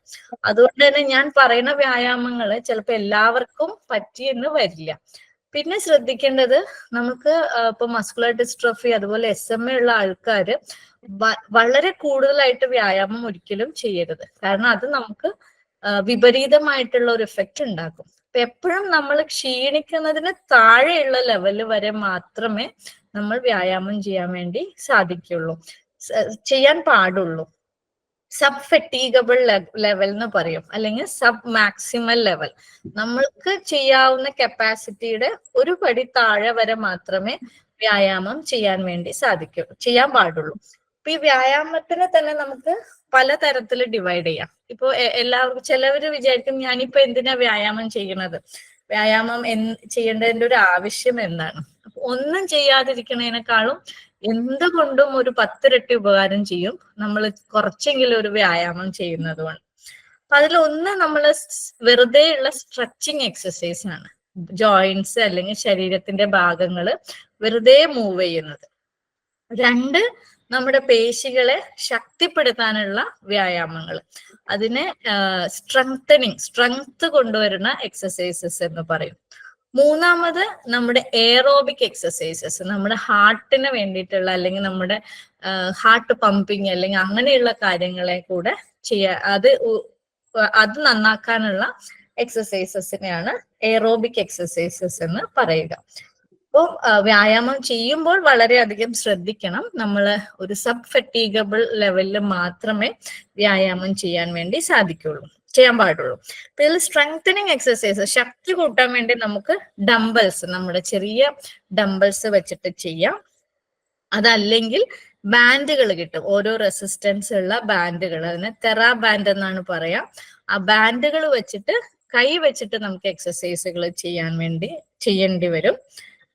ഓക്കെ. പിന്നെ അല്ലെങ്കിൽ ചെറിയ ഗെയിംസ് ഒക്കെ വെച്ചിട്ട് ചെയ്യാം. അപ്പൊ കാലുകൾക്കാണ് ബലക്കുറവെങ്കിൽ നമ്മുടെ കൈകൾക്ക് ഉള്ള പവറിനെ നമ്മൾ മാക്സിമം പ്രിസർവ് ചെയ്യുക, അല്ലെങ്കിൽ കൈകൾക്കുള്ള പവറിനെ എക്സസൈസുകൾ കൊണ്ട് നമ്മൾ സ്ട്രെങ്ത് ഉള്ളതാക്കി വെക്കുക. ഇനി സ്ട്രെച്ചിങ് എക്സസൈസ് വീൽ ചെയറിൽ ചെയ്യേണ്ട സിമ്പിൾ ആയിട്ടുള്ള കുറച്ച് എക്സസൈസസ് ആണ്. ഇതിപ്പോ ഷോൾഡറിൽ നമ്മുടെ കൈകൾ വെച്ചിട്ട് ചെയ്യുന്ന ചെറിയ എക്സസൈസുകൾ. ഞാൻ നേരത്തെ പറഞ്ഞ പോലെ ഇത് എല്ലാവർക്കും ചെയ്യാൻ സാധിക്കണം എന്നില്ല. ചില ആൾക്കാർക്ക് കൈ തലയ്ക്ക് ഒരു ഷോൾഡറിന്റെ മുകളിലോട്ട് കൊണ്ടുപോകാൻ സാധിക്കില്ല. അപ്പൊ ഓരോ വ്യക്തിക്കും സാധിക്കുന്ന രീതിയിലുള്ള എക്സസൈസുകൾ ഇതിൽ നിന്നും ചെയ്യുക. ഇപ്പം വീൽ ചെയറിൽ ടേൺ ചെയ്യുക, കൈകൾ പൊക്കുക, പിന്നെ സ്ട്രെച്ചിങ്, ഇതൊക്കെ വെറുതെ നമ്മുടെ ശരീരഭാഗങ്ങൾ സ്ട്രെച്ച് ചെയ്യുന്ന എക്സസൈസസ് ആണ്. പിന്നെ ഇത് കഴുത്തിന്റെ ഇവിടെ ഷോൾഡർ വെച്ചിട്ട് കഴുത്തിലെ മൂവ്മെന്റ്സ് ചെയ്യേണ്ടത്, കഴുത്ത് സ്ട്രെച്ച് ചെയ്യുന്നത്, നമ്മുടെ ഷോൾഡറിന്റെ മസിൽസ് സ്ട്രെച്ച് ചെയ്യുന്നത്, കഴുത്തിന്റെ മുന്നോട്ടും പിറകിലോട്ടുള്ള എക്സസൈസസ്, കാലുകൾ മുകളിലോട്ട് പൊക്കിയിട്ടുള്ള എക്സസൈസസ്. ഇത്രയാണ് എക്സസൈസസ്. പിന്നെ ഇനി വേറൊരു മിക്ക ആൾക്കാർക്കും ഉണ്ടാകുന്ന മാനസിക പ്രശ്നങ്ങളാണ് വേറൊരു ബുദ്ധിമുട്ടുകൾ. അപ്പം എല്ലാവർക്കും മാനസിക പ്രശ്നങ്ങൾ ഒരുപാട് അലട്ടുന്ന ആൾക്കാരുണ്ടാകും. അത് കുറെ പേര് അതെങ്ങനെയെങ്കിലൊക്കെ മാനേജ് ചെയ്ത് പോകുന്നുണ്ടാകും. അപ്പം ഡിപ്രഷൻ അല്ലെങ്കിൽ ആൻസൈറ്റി, ഭയങ്കരമായിട്ടുള്ള ഉത്കണ്ഠ, അങ്ങനെയൊക്കെയുള്ള പ്രശ്നങ്ങളാണ് കൂടുതലും കണ്ടുവരുന്നത്. അപ്പൊ ചില ആൾക്കാർക്ക് അത് സ്വയം നിയന്ത്രിക്കാൻ പറ്റുന്നുണ്ടെങ്കിൽ അത് അങ്ങനെ ചെയ്യും. എന്നാൽ അത് പറ്റുന്നില്ലെങ്കിൽ ഒരാളുടെ സഹായം തേടുന്നത് വളരെ ഇമ്പോർട്ടന്റ് ആണ്. ഒന്നുകിൽ അതൊരു ഫ്രണ്ട് ആകാം, അല്ലെങ്കിൽ ഒരു വൈദ്യസഹായം തേടാം, കൗൺസിലിംഗ് ചെയ്യാം. അങ്ങനെ ഇതുപോലെ ഇപ്പൊ നിങ്ങളുടെ മൈൻഡ് എന്നുള്ള ആ ഒരു ഗ്രൂപ്പിൽ ഇപ്പൊ ഒരുപാട് പേർക്ക് അതൊരു സപ്പോർട്ട് ഗ്രൂപ്പ് ആയിരിക്കും. അപ്പൊ അങ്ങനെയുള്ള ഒരു ഗ്രൂപ്പ് ഒക്കെ ഉണ്ടെങ്കിൽ അതിൽ ആക്റ്റീവായിട്ട് ഇൻവോൾവ് ചെയ്യുക. ഇതൊക്കെ ഒരുപാട് നമുക്ക് ഹെൽപ്പ് ചെയ്യും. അപ്പൊ ഇങ്ങനെ ഒരു പ്ലാറ്റ്ഫോമിൽ എനിക്ക് അവസരം തന്ന മൈൻഡിലെ എല്ലാ പ്രവർത്തകർക്കും നന്ദി പറയുന്നു. ഇനിയും മുന്നോട്ട് വളരെ നന്നായിട്ട് തന്നെ നിങ്ങളുടെ പ്രവർത്തനങ്ങൾ കൊണ്ടുപോകാൻ സാധിക്കട്ടെ എന്ന് ആശംസിക്കുകയും ചെയ്യുന്നു. കുറച്ച് എല്ലാ ഭാഗവും കവർ ചെയ്തിട്ടുണ്ടാവില്ല, സംശയങ്ങൾ ഉണ്ടാകുമെന്ന് വിചാരിക്കുന്നു. മാഡം പറഞ്ഞ കാര്യങ്ങളിൽ തോന്നിയ ചില ചോദ്യങ്ങളൊന്ന് ചോദിച്ചോട്ടെ.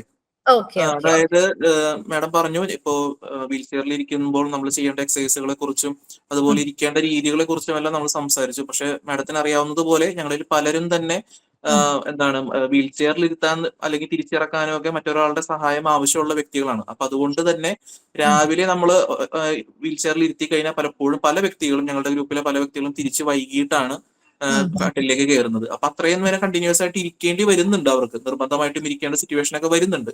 അപ്പോ അത്തരം ഒരു സാഹചര്യത്തിൽ നമുക്ക് ഈ പറഞ്ഞതുപോലെ ഇതിന്റെ പ്രോഗ്രസ് അല്ലെങ്കിൽ ഇത്തരത്തിൽ പ്രശ്നങ്ങൾ ഇല്ലാതിരിക്കാനായിട്ട് ഏതെല്ലാം സാധ്യതകൾ, അതായത് ഇപ്പൊ മാഡം പറഞ്ഞതുപോലെ കസ്റ്റം വീൽ ചെയറുകൾ, അത് നമുക്ക് എവിടെ നിന്നെല്ലാം ചെയ്യാൻ സാധിക്കും? കസ്റ്റമൈസ്ഡ് വീൽ ചെയർ നമുക്ക് ഈ വീൽ ചെയർ റെന്റിങ് സ്ഥലങ്ങളിലെല്ലാം ലഭിക്കുന്നതാണ്. നമ്മൾ പ്രയർ ആയിട്ട് നമ്മുടെ റിക്വയർമെന്റ് പറയണം. എല്ലാ കടകളിലും കിട്ടണമെന്ന് അവൈലബിലിറ്റി എവിടെയെന്നാണോ ചോദിച്ചത്? ഏത് കടയിലാണെന്നാണോ ചോദിച്ചത്? നമുക്ക് ഇവിടെ കേരളത്തിൽ എവിടെയെല്ലാമാണ് അത്തരം കസ്റ്റം ചെയ്തുള്ള വീൽ ചെയർ ലഭ്യമാകുന്നത്? നിപ്മറിൽ നമ്മള് ഇപ്പൊ ഞാൻ വർക്ക് ചെയ്യുന്ന സ്ഥാപനത്തില് കുറെയൊക്കെ നമ്മൾ കസ്റ്റമൈസേഷൻ ചെയ്യുന്നുണ്ട്. റിക്ലൈനിങ് വീൽ ചെയർ അങ്ങനെയൊക്കെയുള്ള കസ്റ്റമൈസേഷൻ നമുക്ക് ചെയ്യാൻ വേണ്ടി സാധിക്കുന്നുണ്ട്. ഓക്കെ. പിന്നെ കുഷ്യൻ പോലുള്ള അവയുടെ ഉപയോഗങ്ങൾ നമുക്ക് എത്രമാത്രം ഫലപ്രദമാണ് ഡോക്ടർ? കുഷൻസ് വെക്കുന്നത് പ്രധാനമായിട്ടും നമ്മുടെ വെയിറ്റ് ഡിസ്ട്രിബ്യൂഷന് വേണ്ടിയിട്ടാണ്. ഇപ്പൊ നമ്മൾ ഒരേ പൊസിഷനിൽ ഇരിക്കുമ്പോൾ കുഷൻസ് വെക്കുമ്പോൾ നമുക്ക് ആ ഒരു വെയിറ്റ് ഡിസ്ട്രിബ്യൂട്ട് ചെയ്യാൻ സാധിക്കും. അത് പല ടൈപ്പിലുള്ള കുഷൻസ് ഉണ്ട്. ചിലത് എയർ കുഷൻസ് വരും, ഫോം കുഷൻസ് വരും, ജെൽ കുഷൻ വരും. അപ്പോ ഏറ്റവും ഒരു എയർ കുഷൻ ഒക്കെ ആവുമ്പോ ഒരു എന്താ പറയാ മൂവ്മെന്റ്സ്, നമ്മൾ ഇരിക്കുന്ന ഭാഗത്ത് നിന്നും പ്രഷർ അങ്ങോട്ടും ഇങ്ങോട്ടും ഒക്കെ മാറി പോകാൻ വേണ്ടിയിട്ട് അത് സഹായിക്കും. അത് മെയിൻലി നമുക്കിപ്പോ പുഷപ്സ് ചെയ്യാൻ സാധിക്കണില്ല അങ്ങനെയൊക്കെയുള്ള വ്യക്തികൾക്കാണെങ്കിൽ അത് ഒരുപാട് ഫലപ്രദമാണ് കുഷൻസ്. അതുപോലെ തന്നെ സ്കോളിയോസിന്റെ പലർക്കും ഉള്ള ഒരു ഭയം എന്ന് പറഞ്ഞു കഴിഞ്ഞാൽ സർജറി ചെയ്താലും വീണ്ടും വരുമോ, അല്ലെങ്കിൽ ഓൾറെഡി മസിൽസ് എല്ലാം വീക്കായിരിക്കുന്ന വ്യക്തികളാണല്ലോ. അപ്പൊ അതുകൊണ്ട് സർജറി ചെയ്താൽ മറ്റേതെങ്കിലും തരത്തിലുള്ള ബുദ്ധിമുട്ടുകൾ വരുമോ, എന്താകുമെന്നുള്ള ഒരു ഭയം പലർക്കും നിലനിൽക്കുന്നുണ്ട്. അപ്പോ സ്കോളിയോസിസ് സർജറി അതിന്റെ സാധ്യതകൾ എത്രമാത്രമാണ്? അത് ചെയ്തവരിൽ വീണ്ടും വരാനുള്ള സാധ്യതകളുണ്ട്? സ്കോളിയോസിസ് സർജറി നമ്മൾ എത്രത്തോളം സ്കോളിയോസിസ് കർവ് ഉണ്ട് എന്നുള്ളതിനനുസരിച്ചിട്ടാണ് ചെയ്യാം. അപ്പൊ ചെറിയ കർവാണ്, അപ്പൊ അതിനൊരു ഡിഗ്രി ഉണ്ട്. ഇപ്പൊ ഒരു 20 ഡിഗ്രി ഒക്കെ കർവ് ഉള്ളൂ എങ്കിൽ നമുക്കത് സ്പൈനിന് ബ്രേസ് ഇട്ടിട്ട് തന്നെ അത് കുറയ്ക്കാൻ വേണ്ടി സാധിക്കും.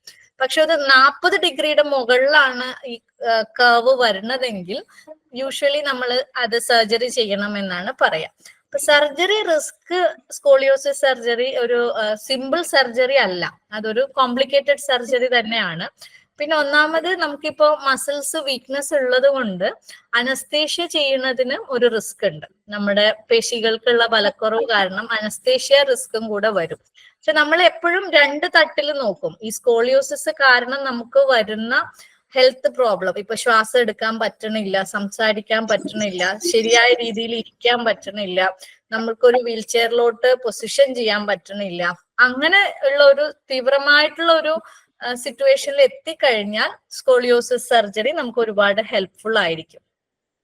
ഇനി ഇത് കഴിഞ്ഞിട്ട് വീണ്ടും സ്കോളിയോസിസ് വരുമോ, സർജറി കഴിഞ്ഞാൽ സ്കോളിയോസിസ് വരാനുള്ള സാധ്യത ഉണ്ടോ എന്നുള്ള സംശയം ഉണ്ടാകും. അപ്പൊ ബേസിക്കലി സ്കോളിയോസിസ് വരാനുള്ള കാരണം ഒരിക്കലും മാറുന്നില്ല. കാരണം മസിൽസിനുള്ള വീക്ക്നെസ് അപ്പോഴും അവിടെ തന്നെ ഉണ്ട്. അപ്പൊ വീണ്ടും നമ്മൾ സർജറിക്ക് ശേഷവും കൃത്യമായ രീതിയിൽ വ്യായാമവും അതുപോലെ തന്നെ ഇപ്പൊ ബ്രേസിങ് അല്ലെങ്കിൽ അത് ചെയ്തില്ലെങ്കിൽ വീണ്ടും സ്കോളിയോസിസ് വരാനുള്ള സാധ്യതയുണ്ട്. അതുപോലെ തന്നെ ഭൂരിഭാഗം വ്യക്തികൾ, ഞങ്ങളെപ്പോലുള്ള ഭൂരിഭാഗം വ്യക്തികൾ നേരിടുന്ന പ്രശ്നമാണ് മസിൽ പെയിൻ എന്ന് പറയുന്നത്. ഇപ്പോ ചില സമയത്ത് ഒരു തീക്കനൽ നമ്മുടെ മസിലിന് അവിടെ ഇട്ട് എങ്ങനെ ഉണ്ടാവും, അതുപോലെയുള്ള പൊള്ളല് ഫീൽ ചെയ്യാറുണ്ട്, അതുപോലെ വേദനകൾ ഫീൽ ചെയ്യാറുണ്ട്. പലരും തന്നെ വൈറ്റമിൻ ഇ കഴിക്കുന്നവരുണ്ട് മസിൽ പെയിൻ മാറാൻ വേണ്ടിയിട്ട്, അതുപോലെ മറ്റു മരുന്നുകൾ കഴിക്കുന്നവരുണ്ട്.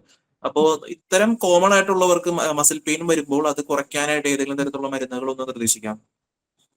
മസിൽ പെയിൻ വരുന്നതിന് ഞാൻ നേരത്തെ പറഞ്ഞ പോലെ ആദ്യം അത് എന്തുകൊണ്ട് ചിലവർക്ക് ഈ മസിൽ ക്രാംസ് വരും, മസിൽസിൽ ഒരു വലിച്ചില്, അതുപോലെ ഈ പറഞ്ഞ പോലെ പുകച്ചില്, അങ്ങനെയുള്ള പ്രശ്നങ്ങൾ വരും.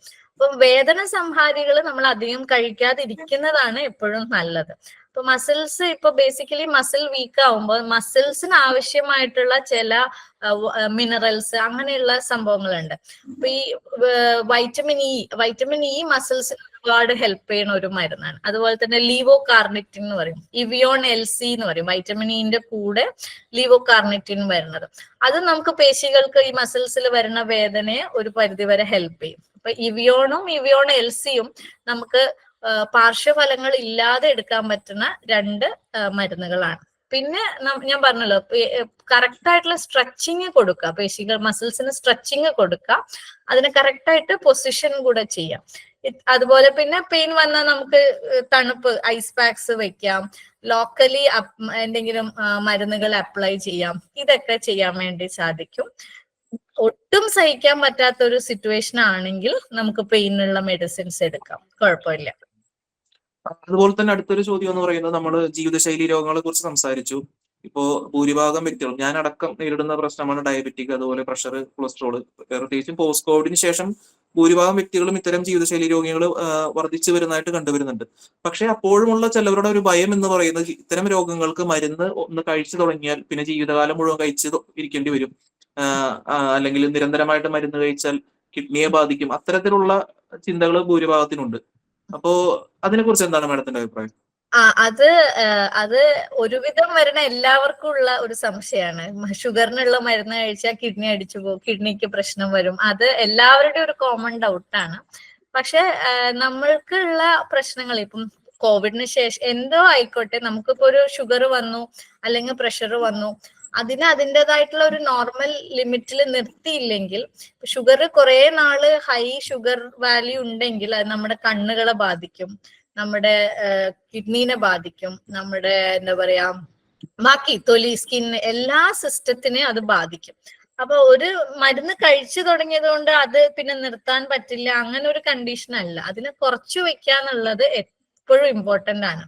കാരണം ഇപ്പോ നമുക്ക് കാഴ്ചക്ക് ഡയബറ്റിക് റെറ്റിനോപ്പതി എന്ന് പറയും, കണ്ണിനെ ബാധിക്കുന്നത്. അതുപോലെ തന്നെ കിഡ്നീനെ ബാധിച്ച് തന്നെ നെഫ്രോപ്പതി വരും. അപ്പൊ അത് കുറെ നാള്, ഇപ്പൊ അത് പെട്ടെന്ന് വരുന്നതല്ല, കുറച്ചധികം നാള് ഷുഗർ കൂടി നിന്ന് കഴിഞ്ഞാൽ വരുന്നതാണ്. ഷുഗറിന്റെ മരുന്ന് ഒരു മിതമായിട്ടുള്ള ഡോക്ടറുടെ നിർദ്ദേശപ്രകാരമുള്ള അളവിൽ കഴിക്കുന്നത് കൊണ്ട് ഒരിക്കലും നമ്മുടെ കിഡ്നിക്ക് പ്രശ്നമോ അല്ലെങ്കിൽ ലിവറിന് പ്രശ്നമോ വരില്ല. അപ്പൊ അത് തീർച്ചയായിട്ടും ചികിത്സ എടുക്കേണ്ട 2 കാര്യങ്ങളാണ്. ഇങ്ങനെയുള്ള രോഗങ്ങള് കൺഫേം ചെയ്ത് കഴിഞ്ഞാൽ, അത് ഉണ്ട് എന്ന് നമുക്ക് ബ്ലഡ് ടെസ്റ്റ് ചെയ്യുക, അല്ലെങ്കിൽ പ്രഷർ ഹൈ ആയി നിൽക്കുന്നുണ്ടെങ്കിൽ ഒരിക്കലും അതിന് മരുന്ന് കഴിക്കാതെ ഇരിക്കരുത്. ഇത്രയൊക്കെയാണ് നമ്മുടെ ചോദ്യങ്ങൾ എന്ന് പറയുന്നത്. പിന്നെ ഒരു കാര്യം കൂടെ ചോദിച്ചോട്ടെ, നമ്മുടെ നിപ്മറിൽ ഇത്തരം രോഗികൾക്ക് എന്തെല്ലാം സേവനങ്ങളാണ്, അതായത് മസ്കുലർ ഡിസ്ട്രോഫി SMA ബാധിതർക്ക് എന്തെല്ലാം സേവനങ്ങളാണ് ലഭ്യമായിട്ടുള്ളത്? നിപ്മറില് ഒന്നാമത് നമുക്ക് അവിടെ ഒരു 2 ഫിസിയാട്രിസ്റ്റ് ഉണ്ട്. ഫിസിയാട്രിസ്റ്റ് എന്ന് വെച്ചാൽ ഫിസിക്കൽ മെഡിസിൻ ആൻഡ് റീഹാബിലിറ്റേഷനിൽ ഇപ്പൊ ഞാൻ ഫിസിയാട്രിസ്റ്റ് ആണ്, അതിൽ സ്പെഷ്യലൈസ് ചെയ്തിരിക്കുന്ന ഡോക്ടേഴ്സ് ആണ്. 2 physiotherapy, occupational therapy, assistive devices, ഞാൻ ഇപ്പൊ പറഞ്ഞ പോലെ സ്പ്ലിന്റുകൾ, അങ്ങനെ അതുപോലെ വീൽ ചെയർസ്, അങ്ങനെയുള്ള അസിസ്റ്റീവ് ഡിവൈസസിനുള്ള ക്ലിനിക്കും കൂടെ ഉണ്ട്. പിന്നെ നമുക്ക് അവിടെ ഒരു ഹൈഡ്രോതെറാപ്പി യൂണിറ്റ് ഉണ്ട്. ഹൈഡ്രോതെറാപ്പി ഒരു വലിയൊരു കോംപ്ലക്സ് ആയിട്ട് ഹൈഡ്രോതെറാപ്പിയുടെ യൂണിറ്റും കൂടെ ഉണ്ട്. നമുക്ക് അവിടെ സ്റ്റേ ചെയ്തുകൊണ്ടുള്ള ഇതായിട്ടുണ്ടോ? പേഷ്യൻസിനെ സ്റ്റേ ചെയ്തുകൊണ്ട് സ്റ്റേ ചെയ്തിട്ടുള്ള ഇൻപേഷ്യന്റ് സർവീസസ് നമുക്ക് ഇപ്പം അവിടെ സ്പൈനൽ കോഡ് ഇഞ്ചുറി പേഷ്യൻസിന് മാത്രമേ ഉള്ളൂ. അത് ഒരു 8 ബെഡ് മാത്രമേ ഉള്ളൂ. അത് തന്നെ നമുക്ക് ഇപ്പൊ ഒരു വലിയൊരു എന്താ പറയാ വെയിറ്റിംഗ് ലിസ്റ്റും അങ്ങനെയൊക്കെ ആയിട്ട് ഇരിക്കുകയാണ്. അപ്പൊ നമ്മൾ എക്സ്പാൻഡ് ചെയ്യാനുള്ള ഒരു പ്ലാൻ ഉണ്ട്. അത് എന്ന് വരും എന്ന് അറിയില്ല. മാം, അടുത്തൊരു ചോദ്യം എന്ന് പറയുന്നത്, ഇത്തരം രോഗികൾ നിരന്തരമായി വീൽചെയർ ഇരിക്കുമ്പോൾ നേരിടുന്ന പ്രധാന മറ്റൊരു പ്രശ്നമാണ് പൈൽസിന്റെ പ്രശ്നം. അത് ഏതെല്ലാം വിധത്തിൽ പരിഹരിക്കാം എന്ന് ചോദ്യം വന്നിട്ടുണ്ട്. ഓക്കെ, അത് ഞാൻ ഇതിൽ പറഞ്ഞിട്ടുണ്ടായിരുന്നില്ല. അപ്പൊ ഈ ഇരിക്കുമ്പോൾ നമ്മളിപ്പോ നമ്മുടെ മൊബിലിറ്റി കുറയുമ്പോൾ നമ്മുടെ ഇൻഡസ്റ്റൈൻ, നമ്മുടെ വയറിലുള്ള മൊബിലിറ്റിയും കൂടെ അതിനെ എപ്പോഴും ഒരു കോൺസ്റ്റന്റ് പൊസിഷനിൽ വരുമ്പോൾ നമ്മുടെ വയറിലെയും കൂടെ അത് എഫക്ട് ചെയ്യും. അപ്പോ ഈ മലം ഫോം ചെയ്യണത് കട്ടി പിടിക്കുന്നു. അത് മുറുകിയിരിക്കുമ്പോൾ അത് പോകുമ്പോൾ ആ ഭാഗത്തേക്ക് ഉള്ള എന്താ പറയാ രക്തക്കൊഴലുകൾ വീക്കം വരികയും അത് പൊട്ടിയിട്ടാണ് നമുക്ക് പൈൽസ് പോലെയുള്ള അസുഖങ്ങൾ വരുന്നത്. അപ്പൊ അതിൽ പ്രധാനമായിട്ട് നമ്മൾ ചെയ്യേണ്ടത് മലം മുറുകാതെ നോക്കുക എന്നുള്ളതാണ്. അതിന് നമ്മൾ നാരടങ്ങിയിട്ടുള്ള ഭക്ഷണം കഴിക്കണം.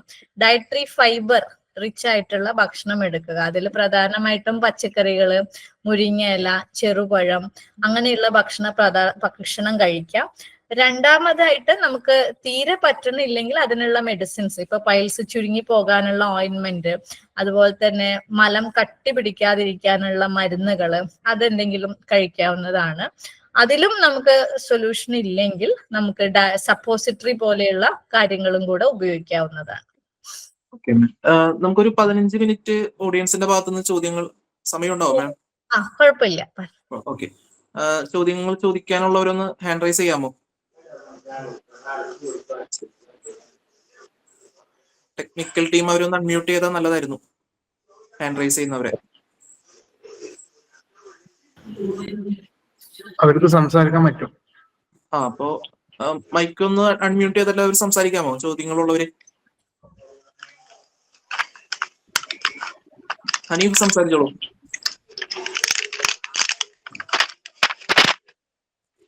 ഹലോ പറഞ്ഞോളൂ, കേൾക്കുന്നുണ്ട്. മാഡം, ഞാനേ ഈ സ്ഥിരമായിട്ട് ഒരു വൈറ്റമിൻ ഗുളിക കഴിക്കുന്നുണ്ട് കുറെ കാലമായിട്ട്. വൈറ്റമിൻ D3 മാഡം പറഞ്ഞില്ലേ, വെയിലൊന്നും കൊള്ളാത്ത ആളാണ്. അപ്പൊ അത് കഴിക്കുന്ന പരക്യുവിന്റെ കഴിച്ചുകൊണ്ടായിരുന്നു. ഇപ്പൊ കുറച്ച് നാളായിട്ട് എനിക്ക് കൂടുതൽ കൈകാലുകൾക്ക് വീക്ക്, വെള്ളം കുടിക്കുമ്പോ കൈകാല് പെട്ടെന്ന് കുഴഞ്ഞു, അങ്ങനെ കുറച്ച് കൂടുതലായപ്പോ ബ്ലഡ് ഒക്കെ ടെസ്റ്റ് ചെയ്തിട്ട് ഡോക്ടറെ കണ്ടപ്പോ വേറൊരു ന്യൂറോ കിഡ് LC പറയുന്ന ഒരു മരുന്ന് തന്നു. കുറച്ച് വിലയുള്ള മരുന്നാണ്. അതിപ്പോ ഡെയിലി കഴിക്കുമ്പോ നമുക്ക് എന്തെങ്കിലും സൈഡ് എഫക്ട്, എന്തെങ്കിലും പ്രോബ്ലം ഉണ്ടാവോ മാഡം? ന്യൂറോകൈൻഡ് LC ഡെയിലി കഴിച്ചതുകൊണ്ട് കുഴപ്പമില്ല. ഇല്ല അല്ലേ? പിന്നെ ഇടയ്ക്ക് ഇങ്ങനെ ഈ പ്രോബ്ലം ഉണ്ട് മാഡം പറഞ്ഞ പോലെ. സ്ഥിരമായിട്ട് ഇരിക്കുന്ന ആളാണ്. ചില സമയത്ത് പിന്നെ പറയുന്ന ബാത്റൂം പോകുമ്പോ ചിലപ്പോ ഒരു തൃപ്തി ഇല്ലാതെ പോലെ, ചില സമയത്ത് നമുക്ക് നോർമൽ ആവും. എന്നാലും പിന്നെ അതൊക്കെ ഗ്യാസിന്റെ പ്രോബ്ലം ഉണ്ട്, നെഞ്ചിരിച്ചല് പിന്നെ കൂടുതലായിട്ട് വരും. അപ്പോഴാണ് ഇങ്ങനത്തെ പ്രശ്നങ്ങൾ വരുന്നത് ഇടയ്ക്കിടയ്ക്ക്. അത് ഈ മരുന്ന് കഴിക്കുന്നോണ്ടായിരിക്കോ? മരുന്നിന്റെ സൈഡ് എഫക്റ്റ് ആയിട്ട് ഗ്യാസിന്റെ പ്രശ്നം വരികയാണെങ്കിൽ അത് ആദ്യം കഴിച്ചു തുടങ്ങുമ്പോ തന്നെ വരും. ഇത് മുമ്പേ ഉണ്ട്, അതിനേക്കാളും മുമ്പ് ഉണ്ടായിരുന്നു, കുറെ കാലം മുന്നേ. അപ്പൊ അത് ചിലപ്പോ ഒരു നമ്മുടെ വയറില് എന്താ പറയാ ചെറിയ അൾസറിന്റെ പ്രശ്നം അങ്ങനെ എന്തെങ്കിലുമൊക്കെ ആയിരിക്കാം. അപ്പൊ ഒന്ന് നമുക്കിപ്പോ വയറ് പുകച്ചല് പോലെ അടുക്ക എല്ലാ ദിവസവും ഉണ്ടാവുന്നില്ല, പിന്നെ എപ്പോഴെങ്കിലും ഇടയ്ക്കിടയ്ക്ക് വരും അങ്ങനെ. അത് ശരി. അപ്പൊ അതിന് മെയിൻ ആയിട്ട് ഭക്ഷണം കൃത്യസമയത്ത് കഴിക്കാം, ഒരു സ്കിപ്പ് ചെയ്യാതിരിക്കാം. അതായത് വൈകി കഴിക്കുക, അല്ലെങ്കിൽ ഒരു നേരത്തെ ഭക്ഷണം സ്കിപ്പ് ചെയ്യാം, അങ്ങനെ ചെയ്യരുത്. പിന്നെ രണ്ട്, നമുക്ക് എന്തെങ്കിലും ടെൻഷൻ ഉണ്ടെങ്കിൽ വരാം, സ്ട്രെസ് ഉണ്ടെങ്കിൽ ചിലപ്പോ ചില ദിവസം നമുക്ക് സ്ട്രെസ് കൂടുതലാണെങ്കിൽ അന്ന് നമുക്ക് ചിലപ്പോ ഈ വയറെരിച്ചിലൊക്കെ കൂടുതൽ വരാം. പിന്നെ വയറ്റിന് കൃത്യമായിട്ട് പോയില്ലെങ്കിൽ നമുക്ക് ഈ ഒരു പ്രശ്നം ഉണ്ടാകാം. ഉണ്ടാവല്ലേ? അത് സ്ഥിരമായിട്ട് ഇരിക്കുന്നോണ്ടായിരിക്കും മാഡം ഇങ്ങനെ വയറ്റിന് നമ്മൾക്ക് പ്രശ്നം വരുന്നത് ഇടയ്ക്കിടയ്ക്ക്? വയറ്റിന് ഇരിക്കുന്നോണ്ട് വയറ്റിന് അങ്ങനെ പ്രശ്നം വരില്ല. ഈ ഒരു ഇരിക്കുന്നത് കൊണ്ട് മാത്രം വരില്ല. ഈ പറഞ്ഞ പോലെ നമ്മുടെ ഭക്ഷണത്തില് കൃത്യമായിട്ടുള്ള ഫൈബർ, നാരടങ്ങിയിട്ടുള്ള ഭക്ഷണം ഇല്ല. അതുപോലെ തന്നെ ആ ഒരു കറക്റ്റ് പാറ്റേൺ ആയിട്ട് പോകാതിരിക്കുമ്പോഴാണ് ഇങ്ങനെയുള്ള പ്രശ്നം വരാം. ആദ്യം നമ്മ ഇപ്പൊ തൈര് അതുപോലുള്ള ചെറുപഴം ഇങ്ങനെയൊക്കെ കഴിക്കുമ്പോ അതൊക്കെ മാറുമല്ലോ മാഡം? അതെ അതെ, തൈര് വളരെ നല്ലതാണ്, ചെറുപഴവും നല്ലതാണ്. പിന്നെ എന്തെങ്കിലും ലേഹം അങ്ങനെ എന്തെങ്കിലും കഴിക്കുന്നുണ്ട് പ്രോബ്ലം ഉണ്ട് ഇതിന് നമുക്ക് വയറിങ്ങനെ ഇങ്ങനെ എന്ത് പ്രശ്നം വരുന്നത്? സാധനാണ്? ഏത് സാധനാണ്? ലേഹം ലേഹം ലേഹം ലേഹ്യം കഴിച്ചാൽ ചില ആൾക്കാർക്ക് ഈ വയറിൽ എരിച്ചിലൊക്കെ വരാറുണ്ട്. അതുപോലെ വയറ്റിന്ന് പോവാനുള്ള ബുദ്ധിമുട്ടും കാണാറുണ്ട് ലേഹ്യം കഴിക്കുമ്പോൾ. ആ ആ ആ. അപ്പൊ അപ്പൊ വേറെ അത് പ്രോബ്ലം ഇല്ല ഈ ഗുളിക ഇല്ല കഴിക്കുന്നത് കൊണ്ട്? ഇല്ല, അതിന് സൈഡ് എഫക്ട്സ് ഇല്ലാത്ത ഗുളികയാണ്. ഞാനൊരു 10 വർഷം മുമ്പ് വരെ ചെറുതായിട്ട് പിടിച്ചൊക്കെ നടക്കുമായിരുന്നു. ഇപ്പൊ ഇരുന്ന സ്ഥലത്ത് തന്നെയാണ്. തീരെ എനിക്ക് ആ, മാറിയിരിക്കാനൊന്നും പറ്റൂല, ഒരവസ്ഥ ഇല്ലാതെ. അത് ശരി. ഓക്കെ അങ്ങനെ ഓക്കെ. അങ്ങനെ വന്നതല്ലല്ലോ മാഡം ഇത്? അല്ല അല്ല അല്ല അല്ല അല്ല. ശരി ശരി, താങ്ക് യു. ഓക്കെ, ശരി ശരി. അടുത്തയാൾ ഹലോ, നിങ്ങള് ചോദിച്ചിട്ടുണ്ടായിരുന്നു. പറഞ്ഞോളൂ. മുഹമ്മദ് ഷെരീഫാണ്. പറഞ്ഞോളൂ. ഡോക്ടർ, നമ്മള് എന്താ വെച്ചാൽ ഈ സ്ഥിരം ഈ നിങ്ങൾ പറഞ്ഞല്ലോ ഇങ്ങനെ ഫുൾ ടൈം ഇരിക്കാവുകൊണ്ടേ ഉം, ഉം, രാത്രി മാത്രം വീൽ ചെയറിന്ന് പുറത്ത് എടുത്തു വെച്ച് നമ്മളെ പൊക്കിയെടുത്ത് കട്ടിൽമ വെച്ചിട്ട് നമ്മള് കിടക്കുമ്പോഴൊക്കെ പിന്നെ ഒരു ഭാഗം കിടക്കുമ്പോ ആ ഭാഗത്തിൽ ചൊറിച്ചിലൊക്കെ മറ്റു വരുമ്പോ സ്വന്തമായിട്ട് ഒരു എന്തെങ്കിലും എടുത്തിട്ട് നമുക്ക് ആ ചൊറിച്ചിൽ മാറ്റാനൊന്നും കഴിയില്ല. ഓയിൽമെന്റ് എന്നും ഒരു സ്ഥലത്ത് തന്നെയാണ് ചൊറിയ. അത് കുറെ ഒരു ഉറക്കം കഴിഞ്ഞിട്ട് രാത്രി 12-1 മണിയൊക്കെ ആകുമ്പോ അങ്ങനെ ആയിക്കഴിഞ്ഞിട്ട് എന്തായാലും തിരിഞ്ഞു മാറി കിടക്കാൻ കഴിയില്ല. അപ്പൊ നമുക്കൊരു തൽക്കാലം നേരെ ഒരു 5 മണി വരെ ഉറക്കം നന്നായി നമ്മൾ അറിയാതിരിക്കാൻ വേണ്ടി ഉറക്ക ഗുളിക എന്തെങ്കിലും ഉറക്കത്തിന് ഗുളിക നമ്മൾ കുടിക്കുന്നതിന് ബുദ്ധിമുട്ട് വരുമോ? ഉറക്ക ഗുളിക കഴിച്ചാൽ നമ്മളങ്ങ് ഉറങ്ങിപ്പോവും. വലിയ ഡോസിലും വേണ്ട, ചെറിയ ഡോസിൽ നമുക്കൊരു ഗുളിക ഡോക്ടറെ കൊണ്ട് എഴുതിപ്പിക്കുന്ന കുഴപ്പമുണ്ടോ? എന്റെ ഒരു അഭിപ്രായത്തില് അത് വേണമെന്നില്ല. തീരെ ഉറങ്ങാൻ പറ്റാത്ത ആളൊക്കെയാണ്, ഒട്ടും ഉറക്കം കിട്ടണില്ലെങ്കിൽ നമുക്ക് ഉറക്ക ഗുളിക കഴിക്കാം. പിന്നെ അല്ല, നമുക്ക് ഇപ്പൊ ചൊറിച്ചില് അത് ചിലപ്പം നമുക്ക് ഈ ചൊറിച്ചിലൊക്കെ വരുന്നത് നമ്മളൊന്ന് മാറി പൊസിഷൻ ചെയ്യാനുള്ള നമ്മുടെ ശരീരത്തിന്റെ ഒരു സിഗ്നൽ ആയിരിക്കും. മാറിക്കിടക്കാനുള്ള ഒരു സമയമായി, അല്ലെങ്കിൽ നമ്മൾ തീരെ ഉറങ്ങിപ്പോയി കഴിഞ്ഞാല് നമുക്ക് അവിടെയൊക്കെ ചിലപ്പോ മുറിവുകൾ വരും. അതെ. അപ്പോ ഉറക്ക ഗുളിക കഴിച്ച് അങ്ങനെ ഒരു ഉറക്കത്തിലോട്ട് പോവാതിരിക്കണയാണ് നല്ലത്. ഒരു 5 മണിക്കൂർ നമുക്ക് കണ്ടിന്യൂസ് ഉറക്കം കിട്ടിക്കഴിഞ്ഞാൽ വലിയ കുഴപ്പമില്ലാതെ നമുക്ക് മുന്നോട്ട് പോകാം. അതുപോലെ മസ്കുലർ ഡിസ്ട്രോഫിയുള്ള ആളുകൾക്ക് ഈ ഷുഗറിന്റെ ലെവല് ഇപ്പൊ ഗുളിക കുടിച്ച് കുറക്കുക, ഗുളിക സ്ഥിരമായിട്ട് കുടിക്കുന്നതിന് എന്തെങ്കിലും ബുദ്ധിമുട്ട് വരുമോ? ഇല്ല. ഷുഗർ കൂടി നിൽക്കുകയാണെങ്കിൽ തീർച്ചയായിട്ടും ഷുഗറിന്റെ മരുന്ന് കഴിക്കണം. അതെ. വ്യായാമം ഇല്ലാത്തത് കൊണ്ട് നമുക്ക് അതുകൊണ്ട് നിയന്ത്രിക്കാൻ കഴിയില്ല. അപ്പൊ ഗുളിക കുടിക്കല് അതെ. ഗുളിക കഴിക്കല് നിർബന്ധമാണ്. അല്ലെങ്കിൽ എന്ത് പറ്റുന്ന വെച്ചാൽ ഷുഗർ കൂടി നിൽക്കുമ്പോൾ നമുക്കിപ്പോ സ്കിന്നിൽ ഇൻഫെക്ഷൻ വരും, ബാക്കിയുള്ള ഷുഗറിൻ്റെതായിട്ടുള്ള ബാക്കി പ്രശ്നങ്ങൾ, വേദനകൾ വരും, ജോയിന്റുകൾക്ക് വേദനകൾ വരും, യൂറിൻ ഇൻഫെക്ഷൻ വരും, അങ്ങനെയുള്ള വേറെ പ്രശ്നങ്ങളും കൂടെ നമുക്ക് വരും. പിന്നെ അതിൽ പറഞ്ഞു നേരത്തെ കാലില് നീര് വരുന്നു. ഇപ്പൊ രാവിലെ നമ്മള് വീൽ ചെയറിൽ ഇരിക്കുന്ന സമയത്ത് നീര് വരുന്നു. പിന്നെ ആളുകൾ പുറത്തുനിന്ന് കാണുമ്പോൾ നമ്മളെ കാലിനൊക്കെ നീര് കാണുമ്പോൾ നമുക്ക് മറ്റു അസുഖങ്ങൾ ഉണ്ടെന്നൊക്കെ വിചാരിക്കും. അപ്പൊ നമ്മള് ഇതാണ് പറയും, നീര് വരും, രാത്രി കിടന്നെണീറ്റ് കഴിഞ്ഞാൽ നീരുണ്ടാവില്ല. അതെ. അത് നമ്മൾ കുറെ നേരം കാല് കുത്തി വെക്കുമ്പോൾ വരുന്നതാണ്. അപ്പൊ എല്ലാവരും പറയും കിഡ്നി ടെസ്റ്റ് ചെയ്യൂ, കിഡ്നിക്ക് പ്രശ്നം ഉണ്ടോ എന്ന് നോക്കാൻ വേണ്ടിയിട്ട് പറയൂ അല്ലേ? ഷുഗറും കൂടെ ഉള്ളതാണ് അതുകൊണ്ട്. ഓക്കെ. അപ്പൊ കിഡ്നിയുടെ ഫംഗ്ഷൻ ഒക്കെ എപ്പോഴും നോക്കണം. അപ്പം നീര് വരുന്നത് കാല് കുത്തി വെച്ച്, ഇപ്പൊ വീൽ ചെയറിലൊക്കെ ഇരിക്കുകയാണെങ്കിൽ കാല് കുത്തി വെക്കുന്നത് കൊണ്ടാണ് കൂടുതലും നീര് വരുന്നത്. അപ്പൊ ഞാൻ പറഞ്ഞ പോലെ കാലൊന്ന് പൊക്കി വെച്ച് കഴിഞ്ഞാല് കുറെയൊക്കെ നമ്മുടെ ഒരു കിടക്കണയിലും മുകളിലേക്ക് വെക്കണം എന്നാണ് നമ്മൾ ശരിക്കും പറയാം. അപ്പോഴാണ് നീര് കുറഞ്ഞു വരിക. അപ്പൊ നീര് വന്നു പോവുകയും ഒന്നുകൊണ്ട് പ്രശ്നമൊന്നുമില്ല. ഇല്ല. എല്ലാം നോക്കണം നമ്മള്. അതുകൊണ്ട് വേറെ പ്രശ്നം ഉണ്ടാവില്ല. കിഡ്നിയുടെ ടെസ്റ്റ് ഒക്കെ നോർമൽ ആണെങ്കിൽ വേറെ കുഴപ്പമൊന്നും ഉണ്ടാവില്ല. മാഡം, അടുത്തൊരു ചോദ്യം. കോയിൻസൈൻ ക്യൂട്ടൻ എന്ന മരുന്ന് സെൽ ഡാമേജ് കുറയ്ക്കാനായിട്ട് ഉപയോഗിക്കുന്നതിൽ എന്തെങ്കിലും പ്രശ്നമുണ്ടോ? അത് നിരന്തരമായി ഉപയോഗിക്കുന്നതുകൊണ്ട് ശാരീരികമായി മറ്റു ബുദ്ധിമുട്ടുകൾ ഉണ്ടാക്കുമോ എന്ന് ചോദ്യം വന്നിട്ടുണ്ട്. കോയിൻസൈൻ ക്യൂട്ടൻ ഒരു ആന്റി ഓക്സിഡന്റ് മെഡിക്കേഷൻ ആണ്. അത് കഴിക്കുന്നത് കൊണ്ട് വേറെ കുഴപ്പമൊന്നും ഉണ്ടാവില്ല. അത് സെൽ ഡാമേജ് കുറയ്ക്കുന്നതാണോ മാഡം? അതെ അതെ, ഡാമേജ് കുറയ്ക്കും. പക്ഷെ അതൊരു എന്താ പറയാ, നിർബന്ധമായും കഴിക്കേണ്ട മരുന്നല്ല, നമുക്ക് ഓപ്ഷണൽ ആണ്. ഓക്കെ. അത് കഴിച്ചത് കൊണ്ട് എന്തെങ്കിലും മറ്റു ബുദ്ധിമുട്ടുകൾ ഇല്ല ഉണ്ടാവോ? ഇല്ല, വേറെ വേറെ ബുദ്ധിമുട്ടുകൾ ഉണ്ടാവില്ല. ഉണ്ടാവില്ല. ഓക്കെ. ഓക്കെ, വേറെ ആരെങ്കിലും ഉണ്ടോ ചോദിക്കാൻ? Hello hello. പറഞ്ഞോളൂ. എന്റെ മോനിക്ക് 11 വയസ്സായി. ആ. അപ്പൊ ഇതുവരെക്ക് ഈ നോമ്പിന്റെ പകുതി ആയപ്പോഴാണ് അവന്റെ നടത്തം പറ്റ സ്റ്റോപ്പ് ആയി പോയത്. അവനക്ക് DMT ആണ്. ഉം. അപ്പൊ ഞമ്മള് കോഴിക്കോട് മൈത്രി ഹോസ്പിറ്റലത്തെ ഡോക്ടേഴ്സിനെ കാണിച്ചിരുന്നു. ഇവിടെ കോട്ടക്കല് അൽമാസ് ഹോസ്പിറ്റലിന്റെ അവിടെ ഞമ്മക്ക് തെറാപ്പി ഉണ്ട്. അപ്പൊ അവിടെ പോയപ്പോ അപ്പൊ ഓര് പറയേണ്ടത് കുട്ടിന്റെ കാലിന്റെ ബാക്ക് ഭാഗത്തല്ല, നെരിയാണിന്റെ കുറച്ച് മേലായിട്ട് അവിടെ ഒന്ന് ക്ലോസ് ചെയ്തിട്ട് അവിടുന്ന് ഒരു പാട പോലത്തെ ഒരു സാധനം, ഒരു സീറ്റ് പോലത്തെ സാധനം ഉണ്ട്, എടുത്തുങ്ങാണ്ട് നീക്കിങ്ങാണ്ട് ക്ലോസ് ചെയ്ത് കൊടുത്താല് പിന്നെ തെറാപ്പി ചെയ്താല് കുട്ടിക്ക് നടക്കാൻ പറ്റുന്നാണ് പറയേണ്ടത്. കുട്ടി മറ്റേ വിരലിലാണോ, ഉപ്പൂറ്റി കുത്താതെയാണോ നടക്കണത്? അല്ല, ഇതുവരെക്ക് നല്ല ഇത് കാല് മൊത്തത്തിൽ ചവിട്ടിട്ട് തന്നെ നടന്നിരുന്നത്. പിന്നെ പെട്ടെന്ന് നടത്താൻ നിൽക്കുകയാണ് ചെയ്തു. ഓക്കെ, അതിനെന്താണ് കാരണം? നടത്തം നിക്കാൻ എന്താ കാരണം എന്നുള്ളത് അതൊന്നും അറിയൂല. ഓനെ ഇപ്പൊ നിക്കണൂല്ല നടക്കണൂല്ല, അരക്കന്നാക്കിപ്പെട്ട്. അപ്പൊ ഇപ്പൊ സർജറി ആണോ പറഞ്ഞിരിക്കുന്നത്?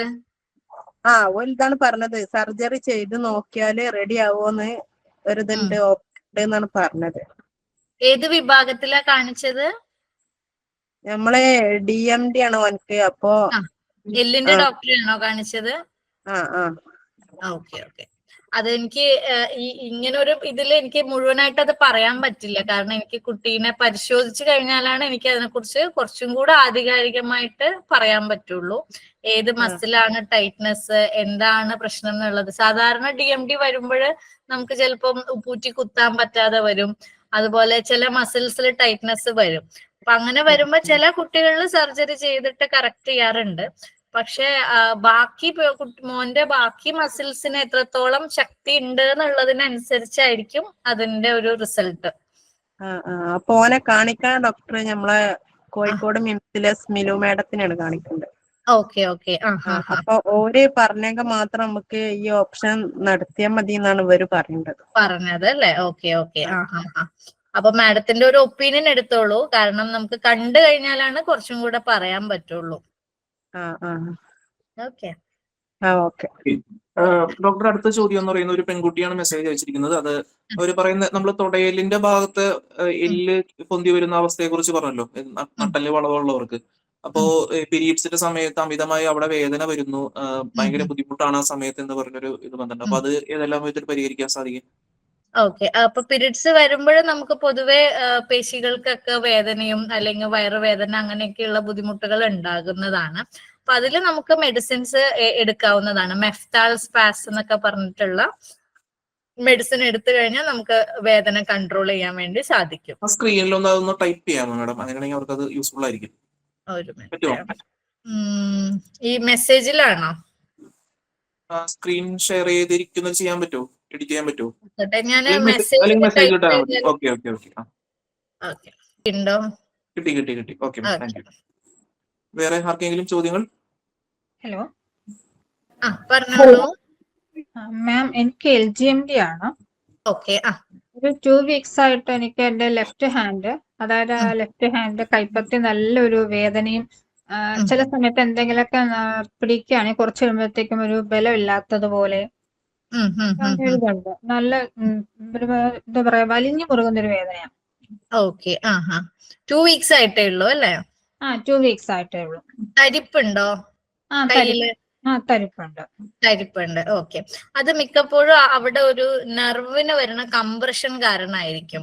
നെർവില് ഒരു ടൈറ്റ്നെസ് വരും. അപ്പൊ അതുകൊണ്ടാണ് ആ ഒരു വേദനയും ബലക്കുറവും തരിപ്പും ഒക്കെ വരുന്നത്. അതിന് ഒരു കാർപ്പൽ ടണൽ സിൻഡ്രോം എന്ന് പറയും. അപ്പൊ അതിന് നമുക്ക് ഒരു സ്പ്ലിന്റ്, കൈ സപ്പോർട്ട് ചെയ്യുന്ന ഒരു സ്പ്ലിന്റ് ഉപയോഗിച്ചാൽ കുറച്ചൊക്കെ കുറയ്ക്കാൻ വേണ്ടി സാധിക്കും. ഞാൻ ഈ കൈ വെച്ചാ കൂടുതലും ചെയറിൽ അങ്ങോട്ടും ഇങ്ങോട്ടും മാറുന്നതും കൂടുതൽ കാര്യങ്ങൾ ചെയ്യുന്നത് അതൊക്കെയാണ്. ഇതിലാണ് കൂടുതൽ ആക്ടിവിറ്റീസ് എല്ലാം നടത്തുന്നത്. ഓക്കെ.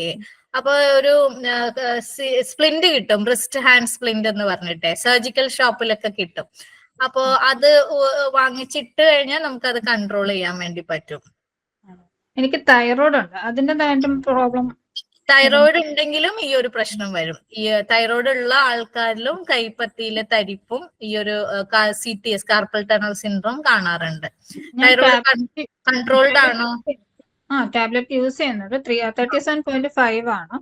ഓക്കെ. കാരണം പ്രഗ്നൻസി ആ ടൈമിൽ വന്നതായിരുന്നു എനിക്ക്. ഓക്കെ അപ്പം ഓക്കെ. 37.5 ഞാൻ എടുക്കുന്നത്.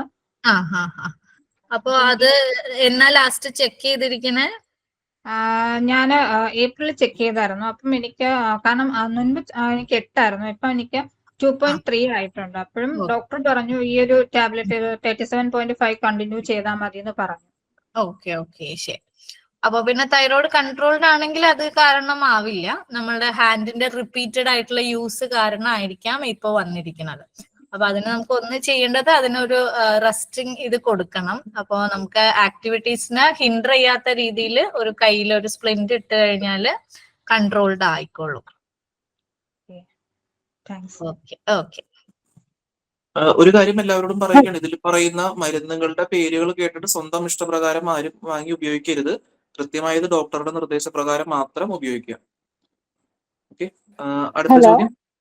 ഹലോ പറഞ്ഞോളൂ മാഡം. പിന്നെ ഈ സ്കോളേഴ്സിന് ഈ ആയുർവേദിക് ഉഴിച്ചിലൊക്കെ ചെയ്യുന്നതുകൊണ്ട് എന്തെങ്കിലും പ്രശ്നങ്ങൾ ഉണ്ടാവോ ശരീരത്തിന്?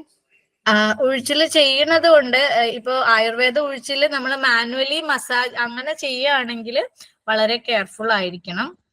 കാരണം ഒന്ന്, ഞാൻ നേരത്തെ പറഞ്ഞ പോലെ എല്ലുകൾക്ക് അത്രയ്ക്ക് ബലം ഉണ്ടാവില്ല. അപ്പോ അത് കറക്റ്റ് ആയിട്ട് ഞാൻ ഒരിക്കലും സജസ്റ്റ് ചെയ്യില്ല ഉഴിച്ചില് ചെയ്യാൻ വേണ്ടിയിട്ട്. അപ്പോ അതിനൊരു റിസൾട്ട് ഉണ്ടാവാനുള്ള സാധ്യത കുറവാണ്. അടുത്ത ചോദ്യം. Hello madam. ഹലോ, പറഞ്ഞോളൂ. എനിക്ക് പിന്നെ തൈറോയിഡിന്റെ പ്രശ്നമുണ്ട്. പിന്നെ 150 ആണ് ഇപ്പൊ കഴിക്കുന്നത്. അപ്പം പിന്നെ കുറച്ച് തടിയും കൂടുതൽ. അപ്പൊ ഈ ഡോക്ടർ പറഞ്ഞത് രാവിലെ മുട്ട കഴിക്കാൻ പാടില്ല, മുട്ട കഴിക്കുമ്പോൾ ഈ തൈറോയിഡിന്റെ ഗുളികയായിട്ട് അത് എഫക്ട് ചെയ്യില്ല എന്ന് പറയുന്നുണ്ട്. എന്താണ്? അല്ല, അത് അതിനൊരു ഇത് വരും, എന്താ പറയാ, അബ്സോർപ്ഷൻ കുറയ്ക്കും. അതുകൊണ്ടായിരിക്കും ഡോക്ടർ അങ്ങനെ പറഞ്ഞത്. അതെ അല്ലേ. പിന്നെ പഴം കഴിക്കുന്നതിനെ കൊണ്ട് എന്തെങ്കിലും പഴം ബുദ്ധിമുട്ടുണ്ടോ? കഴിക്കുന്നതുകൊണ്ട് കുഴപ്പമില്ല. നേന്ത്രപ്പഴം കഴിക്കുന്നതിനെ കൊണ്ട് ഇല്ല ഇല്ല, കുഴപ്പമില്ല. വൈകിട്ടാണ് ഞാൻ നേന്ത്രപ്പഴം കഴിക്കുന്നത്. വൈകിട്ടുള്ള ഇതിന് നേന്ത്രപ്പഴം കഴിക്കുന്നത്. അത് ഒരു നേന്ത്രപ്പഴം കഴിക്കുന്നതുകൊണ്ട് വല്ല കുഴപ്പമുണ്ടോ? തടി കൂടാൻ അങ്ങനത്തെ എന്തെങ്കിലും ചാൻസ് ഉണ്ടോ? അങ്ങനെ എന്തെങ്കിലും വരുവാ? ഇപ്പൊ എത്ര കിലോ ഉണ്ട്? വെയിറ്റ് എനിക്ക് ശരിക്കും കൃത്യമായിട്ട് അറിയില്ല. ഒരു 80 ഉണ്ടാവും തോന്നുന്നു എനിക്ക്. ഓക്കെ, ശരി. നേന്ത്രപ്പഴം വെറുതെ കഴിക്കണോണ്ട് കുഴപ്പമില്ല. അത് ഡെയിലി എന്നുള്ളത് വേണമെങ്കിൽ ഒരാഴ്ചയിൽ 3 പ്രാവശ്യം എന്നൊക്കെ ഉള്ള രീതിയിൽ കുറച്ചോളൂ, നല്ല തടി ഉണ്ടെങ്കിൽ. അതല്ല, അങ്ങനെ ഒരു നോർമലി അങ്ങനെ ഇപ്പൊ കുറച്ച് തടി ഉണ്ട്, പക്ഷെ ഇങ്ങനെ എടുക്കാൻ അങ്ങനെയൊക്കെ ബുദ്ധിമുട്ട്. ഞാൻ ഓഫീസ് ചെയറാണ് വീട്ടിൽ ഉപയോഗിക്കുന്നത്. Okay okay. ഓഫീസ് ചെയറാണ്, കാലം കൊണ്ട് ഇങ്ങനെ ഓഫീസ് ചെയറാണ് ഉപയോഗിക്കുന്നത്. Okay okay. അങ്ങനെയുള്ള ഇത്. അപ്പം ഈ നേന്ത്രപ്പഴം സ്ഥിരമായിട്ട് കഴിക്കുന്നതിനെ കൊണ്ട് എന്തെങ്കിലും പ്രശ്നം ഉണ്ടാവോ? അങ്ങനെ ഇല്ല, അത് കഴിക്കണോണ്ട് വേറെ കുഴപ്പമുണ്ടാവില്ല. ഇല്ലല്ലേ. ഇല്ല. ഈ പിന്നെ ഇതിന് കഴിക്കാൻ പറ്റാത്ത ഭക്ഷണം എന്തെങ്കിലും ഉണ്ടോ? ഇതിന് ഈ തൈറോയിഡിന് യൂറിക് ആസിഡ് ഉണ്ടായിരുന്നു. യൂറിക് ആസിഡ് ഇപ്പം നോർമലാണ്. അപ്പൊ അതിന്റെ ഗുളിക കഴിക്കുന്നില്ല. തൈറോയിഡിന്റെ ഗുളിക ഇപ്പൊ കഴിക്കുന്നുണ്ട്. ഇപ്പൊ കൺട്രോൾഡ് ആണോ?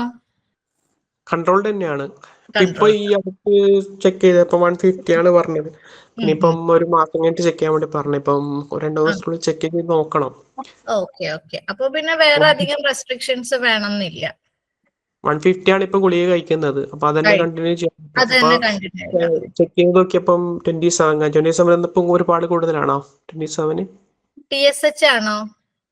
TSH 27 കൂടുതലാണ്. കൂടുതലാണല്ലേ.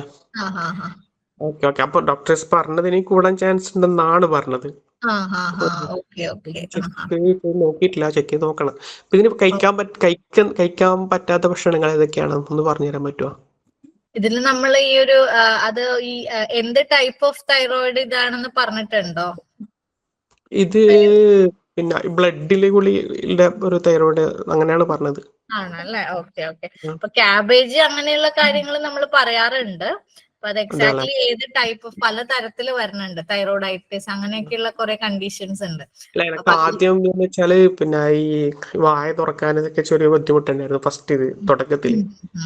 ഓക്കെ ഓക്കെ വായ തുറക്കാന് ഭക്ഷണം കൂടുതൽ കഴിക്കാൻ വേണ്ടി പറ്റില്ല, അങ്ങനത്തെ പ്രശ്നമൊക്കെ ഉണ്ടായിരുന്നു. ഓക്കെ അങ്ങനത്തെ പ്രശ്നങ്ങളൊക്കെ ഉണ്ടായി. ഇപ്പം അതൊക്കെ അതൊന്നും വലിയ പ്രശ്നമൊന്നുമില്ല. ക്യാബേജ് ഇതൊക്കെ ഇഷ്ടപ്പെട്ട, പക്ഷെ അതൊന്നും ഇപ്പൊ കഴിക്കാറില്ല. ക്യാബേജ് ഒന്നും അങ്ങനെ കഴിക്കാറില്ല. ബീഫ് ഇങ്ങനത്തെ ഇതൊന്നും കഴിക്കുന്നതുകൊണ്ടൊക്കെ എന്തെങ്കിലും പ്രശ്നമുണ്ടോ? ബീഫൊക്കെ യൂറിക് ആസിഡ് കൂട്ടും, അപ്പൊ അത് കഴിക്കാതിരിക്കുന്നതാണ് നല്ലത്. യൂറിക് ആസിഡ് ഇല്ല, യൂറിക് ആസിഡ് ഇപ്പം നോർമലാണ്. യൂറിക് ആസിഡ് ഇപ്പം കൂടി കഴിക്കുന്നില്ല. ഓക്കെ, ബീഫൊക്കെ വല്ലപ്പോഴും കുഴപ്പമില്ല, ഡെയിലി കഴിക്കണത് വേണ്ട. വൺസ് ഇടയ്ക്ക് മാത്രം ഒരു ദിവസമൊക്കെ ആണെങ്കിൽ കുഴപ്പമില്ല. അങ്ങനെ ആഴ്ചയിൽ അങ്ങനെ കഴിക്കുന്നതുകൊണ്ട് കൊണ്ടൊന്നും പ്രശ്നമില്ലല്ലോ. ഇല്ല ഇല്ല. Okay okay, thank you. Okay ശരി. മാം ഒരു കാര്യം ചോദിച്ചോട്ടെ, ഇപ്പൊ ഫുഡിന്റെ കാര്യം പറഞ്ഞുകൊണ്ടാണ് പലരും പ്രോട്ടീനിന് വേണ്ടിയിട്ട് ബോയിൽഡ് എഗ് കഴിക്കുന്നുണ്ട്. അപ്പൊ അത് നിരന്തരമായിട്ട് എല്ലാ ദിവസവും കഴിക്കുന്നതുകൊണ്ട് എന്തെങ്കിലും പ്രശ്നങ്ങൾ ഇല്ല ഉണ്ടാകുന്നുണ്ടോ? ഇല്ല, ബോയിൽഡ് എഗ് കഴിക്കുന്നത് കൊണ്ട് കുഴപ്പമില്ല. അതൊരു പ്രോട്ടീൻ റിച്ച് ആയിട്ടുള്ള ഫുഡാണ്, അത് കഴിക്കുന്നതുകൊണ്ട് കുഴപ്പമില്ല. അതുപോലെ തന്നെ നമുക്ക് എഗ് വൈറ്റ് ആണ് കൂടുതൽ പേരും കഴിക്കുന്നത്. യെല്ലോ മാറ്റി വെക്കുന്ന ഒരു അവസ്ഥയുണ്ട്. അതിലെന്തെങ്കിലും ഗുണങ്ങളുണ്ടോ ശരിക്കും? അതില് നമ്മളിപ്പോ പറയുന്നത് ഈ എഗ് ഒരു ബാലൻസ്ഡ് ഡയറ്റ് ആയിട്ടാണ് പറയുന്നത്. അപ്പൊ അതില് ഈ മുട്ട മൊത്തമായിട്ട് നമ്മൾ കംപ്ലീറ്റ്ലി കഴിക്കുമ്പോഴാണ് അത് ബാലൻസ്ഡ് ആവണത്. പിന്നെ പ്രോട്ടീൻസ് കൂടുതൽ വേണ്ട ആൾക്കാരാണെങ്കിൽ എഗ് വൈറ്റ് മാത്രം എടുത്താൽ മതിയാവും. ഓക്കെ, അടുത്ത ചോദ്യം.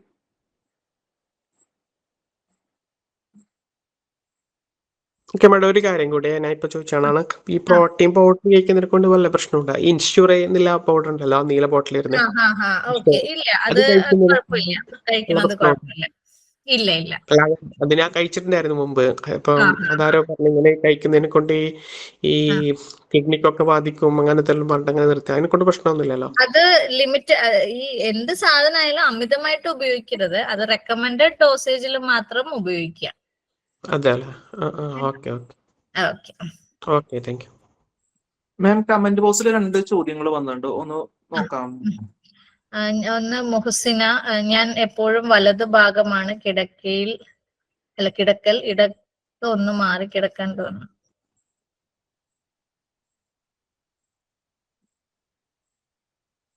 ഈ വേദന വരുന്നത് ഏത് ഭാഗത്താണ്? വലതു ഭാഗത്താണോ? കമന്റ് ഇട്ട ആള് ഇത് കാണുന്നുണ്ടെങ്കിൽ ഒന്ന് അൺമ്യൂട്ട് ചെയ്ത് സംസാരിക്കാമോ?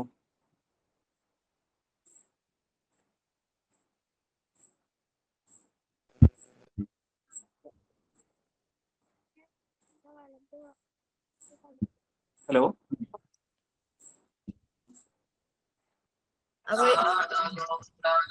ഹലോ.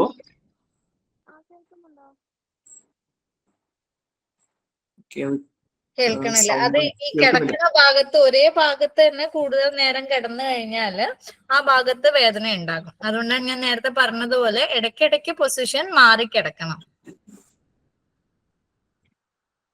ഓക്കെ, വേറെ ചോദ്യങ്ങളുള്ള വേഗം ഒന്ന് ചോദിച്ചാൽ നല്ലതായിരുന്നു. ഹലോ, പറഞ്ഞോളൂ ഗൗതമി. ഹലോ, പറഞ്ഞോളൂ. കേൾക്കുന്നുണ്ട്. Good evening madam. Good evening madam. എനിക്ക് SMA ആണ്. എനിക്ക് Okay. നന്നായിട്ട് സ്കോളിയോസിസ് ഉണ്ടായിരുന്നു. 140 ഡിഗ്രി കൂടുതലുണ്ടായിരുന്നു കർവ്. ഓക്കെ. അപ്പൊ ആഫ്റ്റർ വിംസിൽ കാണിച്ചപ്പോ സ്മിലു മാഡമാണ് സ്കോളിയോസിന്റെ സർജറിയെ പറ്റി സജസ്റ്റ് ചെയ്തത്. അങ്ങനെ അവിടുത്തെ ഓർത്തായിട്ടുള്ള വിനോദ് സാറ് ഈ കഴിഞ്ഞ ജൂൺ 13-ന് എന്റെ സർജറി കഴിഞ്ഞു. ഓക്കെ. അപ്പൊ മാഡം സർജറി കഴിഞ്ഞപ്പോ ഒരുപാട് ഇമ്പ്രൂവ്മെന്റ് ഉണ്ട്. അതായത് കുറച്ചുകൂടി ഫുഡ് കഴിക്കാൻ പറ്റുന്നുണ്ട്. പിന്നെ ഈ ദഹനത്തിന്റെ ഇഷ്യൂസ് കാരണം എനിക്ക് നല്ല രീതിയിൽ നെഞ്ചിടിച്ചിലൊക്കെ മുന്നേ ഉണ്ടായിരുന്നു, പക്ഷെ ഇപ്പൊ ഇല്ല. പക്ഷെ ഇപ്പൊ ഉള്ള പ്രശ്നം, എനിക്ക് സർജറിക്ക് മുന്നേ ഞാൻ നന്നായിട്ട് വളഞ്ഞാണ് ഇരുന്നതെങ്കിലും എനിക്ക് നെക്ക് കൺട്രോൾ ചെയ്യാൻ പറ്റുമായിരുന്നു. അപ്പൊ ഞാൻ ഡെയിലി കോളേജിൽ പോയിക്കൊണ്ടിരുന്ന ഒരാളായിരുന്നു. അപ്പൊ എനിക്ക് നല്ല രീതിയിൽ നെക്ക് കൺട്രോൾ ചെയ്യാൻ പറ്റുമായിരുന്നു. പക്ഷെ ഇപ്പോ സർജറി കഴിഞ്ഞതിന് പിന്നെ എനിക്ക് ഇരിക്കുമ്പോ നെക്ക് ലെഫ്റ്റ് സൈഡിലേക്ക് മറിയുന്നുള്ളൂ. വേറെ ഫ്രണ്ടിലോട്ടോ റൈറ്റിലോട്ടോ ഒന്നും ഇല്ല, ലെഫ്റ്റ് സൈഡിലേക്ക് മാത്രം. ഹലോ, നെറ്റ്വർക്ക് ഇഷ്യൂ തോന്നുന്നു. ഓക്കെ. എന്തായാലും അതിനുള്ളൊരു മറുപടി ഒന്ന് പറയാമോ? അപ്പൊ അത് ആക്ച്വലി ചോദ്യം കംപ്ലീറ്റ് ആയില്ലായിരുന്നു. അപ്പൊ കുട്ടിയുടെ സർജറി സർജറിക്ക് ശേഷം ലെഫ്റ്റ് സൈഡിലേക്ക് മാത്രമേ കഴുത്ത് വളയുന്നുള്ളൂ എന്നാണ് ചോദ്യം. ഓക്കെ. അതിനുള്ള അത് അങ്ങനെ നമുക്ക് എന്തുകൊണ്ടാന്നുള്ളത് നമുക്ക് നോക്കാതെ പറയാൻ ബുദ്ധിമുട്ടായിരിക്കും. ഇപ്പൊ നെക്കിൽ ഇപ്പം ചിലപ്പോ ടൈറ്റ്നെസ് ആയിരിക്കാം, നെക്കിന്റെ മസിൽസിന് വരുന്ന ടൈറ്റ്നെസ് ആയിരിക്കാം. അപ്പൊ ടൈറ്റ്നെസ് ആണെങ്കിൽ നമുക്കത് സ്ട്രെച്ചിങ് എക്സസൈസുകൾ ചെയ്യേണ്ടി വരും. അപ്പൊ അത് കുറച്ചും കൂടെ നമുക്കത് പരിശോധിച്ചു കഴിഞ്ഞാലാണ് കുറച്ചും കൂടെ അതിന് വ്യക്തമായിട്ടുള്ള ഒരു ഉത്തരം പറയാൻ പറ്റുക. മറ്റു ചോദ്യങ്ങൾ? സാറേ നമസ്കാരം. പറഞ്ഞോളൂ. അബ്ദു കമന്നൂർ പറഞ്ഞോളൂ. ഞാൻ ഏകദേശം ഒരു 9:30 മുതൽ 5:30 വരെ ഇരുന്നു കൊണ്ട് വർക്ക് ചെയ്യുന്ന ഒരാളാണ്. ഓക്കെ. അപ്പൊ ഞാൻ കുഷൻ ഉപയോഗിക്കുന്നുണ്ട്. ഈ കുഷൻ എന്ന് പറഞ്ഞു കഴിഞ്ഞാല് സ്പോഞ്ച് ഐറ്റംസ് ആണുള്ളത്. ഇപ്പോ എനിക്ക് ചെറിയ മേഡം പറഞ്ഞ മാതിരി ചെറിയ ചൊറിച്ചില് വരുന്നുണ്ട്. ആണല്ലേ? ഓക്കെ. ഏത് ഭാഗത്താ? ബാക്ക് ഭാഗത്താണ് വരുന്നത്. ഇരിക്കുന്ന ഭാഗത്താണ് വരുന്നത്. ഓക്കെ. അപ്പോ നമ്മൾ അതിന് വല്ല ഓയിൽമെന്റ് ആണോ അതോ നമ്മൾ ഈ പൊസിഷൻ മാത്രം നോക്കിയാൽ മതിയോ? അല്ല, അത് ചിലപ്പോ സ്കിന്ന് ഡ്രൈ ആയി കഴിഞ്ഞാല് ഇതുപോലെ ചൊറിച്ചില് വരാം. അപ്പൊ സ്കിന്ന് ഡ്രൈ ആവണുണ്ടെങ്കിൽ അവിടെ ഒരു മോയ്സ്ചറൈസിങ് ക്രീം വരട്ടുന്നത് നല്ലതായിരിക്കും. അതല്ല അവിടെ ഇൻഫെക്ഷൻ ഉള്ളത് പോലെ ആണെങ്കിൽ ഇൻഫെക്ഷൻ കൺട്രോൾ ചെയ്യാനുള്ള ഓയിൽമെന്റ് എന്തെങ്കിലും വരട്ടിയാൽ മതിയാവും. പിന്നെ നമ്മൾ അത് ഇരുത്തണ്ടല്ലോ, ഈ ഇരുത്തം നമ്മൾ പ്രോപ്പർ രീതിയിലാണോ ഇരിക്കുന്നത് എന്ന് അറിയാനേ നമുക്ക്, കാരണം നമ്മൾ ഇടക്ക് മുന്നോട്ടും പിന്നോട്ടും ഇങ്ങനെ പോകേണ്ടി വരും. പിന്നെ നമ്മുടെ വർക്കിന്റെ അതിനനുസരിച്ച് അപ്പൊ അത് നമുക്ക് പ്രശ്നം വരുന്നുണ്ടോ? കറക്റ്റ് രീതിയിലല്ല ഇരിക്കുന്നതെങ്കിൽ ഈ പറഞ്ഞ പോലെ നമുക്ക് വേദനകൾ വരാം, ഓരോ ഭാഗത്ത് വേദനകൾ വരാം. കാരണം നമ്മൾ ജോലി ചെയ്യുമ്പോൾ ചിലപ്പോൾ ഇതൊക്കെ മറന്നുപോകും, നമ്മളെ പോസ്ചർ കറക്റ്റ് ചെയ്യാൻ. ജോലിയിൽ അങ്ങ് ഇൻവോൾവ് ചെയ്ത് കഴിയുമ്പോൾ അത് മറന്നുപോകും. അപ്പൊ ഇരിക്കുന്നത് കറക്റ്റ് ആണോ അല്ലയോ എന്നുള്ളത് എപ്പോഴും ചെക്ക് ചെയ്യണം. കാരണം നമ്മളെ അതായത് എപ്പോഴും നെക്ക് കുറച്ച് മുന്നോട്ടായിട്ടാണ് ഇരിക്കേണ്ടി വരുന്നത്. നെക്ക് കഴുത്ത് മുന്നോട്ടാക്കിയിട്ടാണ് അല്ലേ? മുന്നോട്ടേക്ക് ഇരിക്കേണ്ടി വരികയാണ്. കാരണം നമ്മൾ നേരെ ഇരുന്ന് കഴിഞ്ഞാല് നമ്മളെ ജോലി ചെയ്യാൻ കഴിയില്ല. ഓക്കെ. വേദനകൾ എവിടെയെങ്കിലും വരുന്നുണ്ടോ? കഴുത്തിനോ ബാക്കിനോ? കഴുത്തിന് വേദനയൊന്നും വന്നിട്ടില്ല. ഇല്ല. കഴുത്ത് മുന്നോട്ട് നമുക്ക് ഒന്നും പ്രശ്നം വരുന്നില്ല. പക്ഷെ ഊരിന്റെ ഭാഗത്ത് ചെറിയ വേദനയുണ്ട്, ഇപ്പൊ തുടങ്ങിയതാണ്. പക്ഷെ ഏത് ഭാഗത്താ? ഊരഭാഗമില്ല, നമ്മളെ ഊരഭാഗത്ത്. ഓക്കെ. അപ്പൊ ഒന്ന് ഇരിക്കണ, ഞാൻ നേരത്തെ ഒരു പിക്ചർ കാണിച്ചില്ലേ, വീൽ ചെയറിൽ ഇരിക്കണ, ബാക്ക് സ്ട്രെയിറ്റ് ആയിട്ട് വെക്കണ രീതിയില്. അപ്പൊ ആ ഒരു ഇരുത്തമാണോ എന്നുള്ളത് ഒന്ന് ചെക്ക് ചെയ്യണം കേട്ടോ, എന്നിട്ട് നമുക്ക് നോക്കാം. പിന്നെ വേറെ പ്രശ്നം എന്താ പറയാ, ഇപ്പൊ ആദ്യം കാല് ഒരേ ലെവലിലായിരുന്നു വലിപ്പം.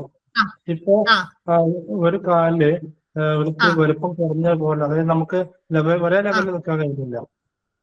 അപ്പൊ അതിന് ചെയ്യേണ്ടത് എങ്ങനെ? അത് നമ്മള് സ്ട്രൈറ്റ് ആയിട്ട് നിന്നിരുന്നു ആദ്യം. ഇപ്പൊ ഒരു 5-8 മാസം, ഏകദേശം 1 വർഷത്തിന്റെ അടുത്തായിട്ടുള്ളൂ, നമ്മളെ നൃത്തം ഒരു ഭാഗത്തേക്ക് ചെരിവ് വന്നു മാറി. ചെരിവ് വരുന്നുണ്ട് കാലിന്. അതായത് ഒരു കാല് വലിപ്പം കൂടിയാന്ന് തോന്നുന്നു നമുക്ക് ആ നൃത്തം കണ്ടാലേ. അത് ഒരു കാല് വലിപ്പം കൂടിയതായിരിക്കില്ല, മറ്റേ കാലിന് ചെറിയ ടൈറ്റ്നെസ് വന്നിട്ടുണ്ടാകും. അപ്പോ അതൊന്ന് സ്ട്രെച്ചിങ് ചെയ്യണം. അത് എനിക്ക് പറഞ്ഞ പോലെ കണ്ടു കഴിഞ്ഞാലാണ് നമുക്ക് കുറച്ചും കൂടെ പറയാൻ പറ്റുക. അതായത് ഒരു ആക്സിഡന്റ് പറ്റിയിട്ട് കമ്പി ഇട്ടിട്ടുണ്ടായിരുന്നു കാലിന്റെ ഉള്ളില്. ഓക്കെ. അങ്ങനെ ഉണ്ടെങ്കിൽ ചിലപ്പം അങ്ങനെ വരാം, കമ്പി ഇട്ടിട്ടുണ്ടെങ്കിൽ. ഓക്കെ. അപ്പൊ അതിന് നമ്മള് എക്സസൈസ് മാത്രമേ മാർഗുള്ളൂ അല്ലേ? അതെ, എക്സസൈസ് ചെയ്യുന്നതാണ് നല്ലത്. Thank you madam. Okay. Thank you. അടുത്ത ചോദ്യം. Hello ma'am, good evening. Good evening. ഞാൻ വർഷയാണ് മാം. എനിക്ക് 3 പ്രശ്നങ്ങളുണ്ട്. ഒന്ന്, നമുക്ക് മേത്തെ കൊതുക് അങ്ങനെ എന്തെങ്കിലും സംഭവം കടിക്കാൻ നേരത്ത് നമ്മ ഇങ്ങനെ അടിച്ചു കഴിഞ്ഞ് അവിടുന്ന് മാന്തുമ്പോ അപ്പൊ തന്നെ നമ്മുടെ മാന്തണ അതേ പാട് വീഴുന്നു. അതുപോലെ അതിന്റെ ചുറ്റും ഇങ്ങനെ കുഞ്ഞു കുഞ്ഞു മറ്റേ ചൂടൂര് പോലെ കുഞ്ഞു കുഞ്ഞു റാഷസ് വരും. കുറച്ച് കഴിയുമ്പോൾ അത് മായും. പക്ഷെ ആ സമയത്ത് ഭയങ്കരമായിട്ട് അവിടെ റെഡ് ആവും, നല്ല ചൊറിച്ചിലായിരിക്കും അവിടെ. ഓക്കെ. പിന്നെ അത് കുഴപ്പമുള്ളതല്ല. അത് ചില ആൾക്കാരുടെ സ്കിന്ന് കുറച്ച് സെൻസിറ്റീവ് ആയിരിക്കും. അങ്ങനെയുള്ള ആൾക്കാർക്ക് നമ്മളിങ്ങനെ വെറുതെ ഒന്ന് വരഞ്ഞാൽ പോലും കയ്യിൽ ഒരു പാടും ഇതുപോലെ തടിച്ചു വരുന്നത് പോലെ വരാറുണ്ട്. അത് ബോഡിയുടെ നോർമൽ റിയാക്ഷൻ ആണ്, കുഴപ്പമില്ല. ആണല്ലേ. പിന്നെ നമുക്ക് ചില പെർഫ്യൂമിനൊക്കെ ഈ ഓർഗാനിക് സ്മെല്ലുള്ള പെർഫ്യൂം നമ്മുടെ അടുത്ത് ആരെങ്കിലും അടിച്ചു വരുമ്പോ എനിക്ക് മുഖം വെറുതെ ചൊറിയണം. അവര് ഈ മെയിനായിട്ട് മൂക്കിന്റെ ഭാഗവും കവിള് നെറ്റിയൊക്കെയാണ് മെയിനായിട്ട് ചൊറിയണത്. അത് ഈ പറഞ്ഞ പോലെ മിക്കവാറും കുട്ടിയുടെ കുറച്ച് സെൻസിറ്റീവ് ആയിരിക്കും. നമുക്കുള്ള ബോഡിയുടെ റിയാക്റ്റീവ്, അതായത് നമ്മുടെ എന്താ പറയാ ബോഡിയില് ആന്റി ഹിസ്റ്റമിൻസ് വരും, നമ്മളെ റിയാക്ഷൻ കുറച്ച് കൂടുതലായിരിക്കും. അതുകൊണ്ടാണ് ഇങ്ങനെ ഇതൊക്കെ വരുമ്പം ചൊറിച്ചില്, ഈ തടിച്ചു വരുന്നത്, അതൊക്കെ വരുന്നത്. നമ്മപ്പ അതിന് എന്താ ചെയ്യണ്ട മാം?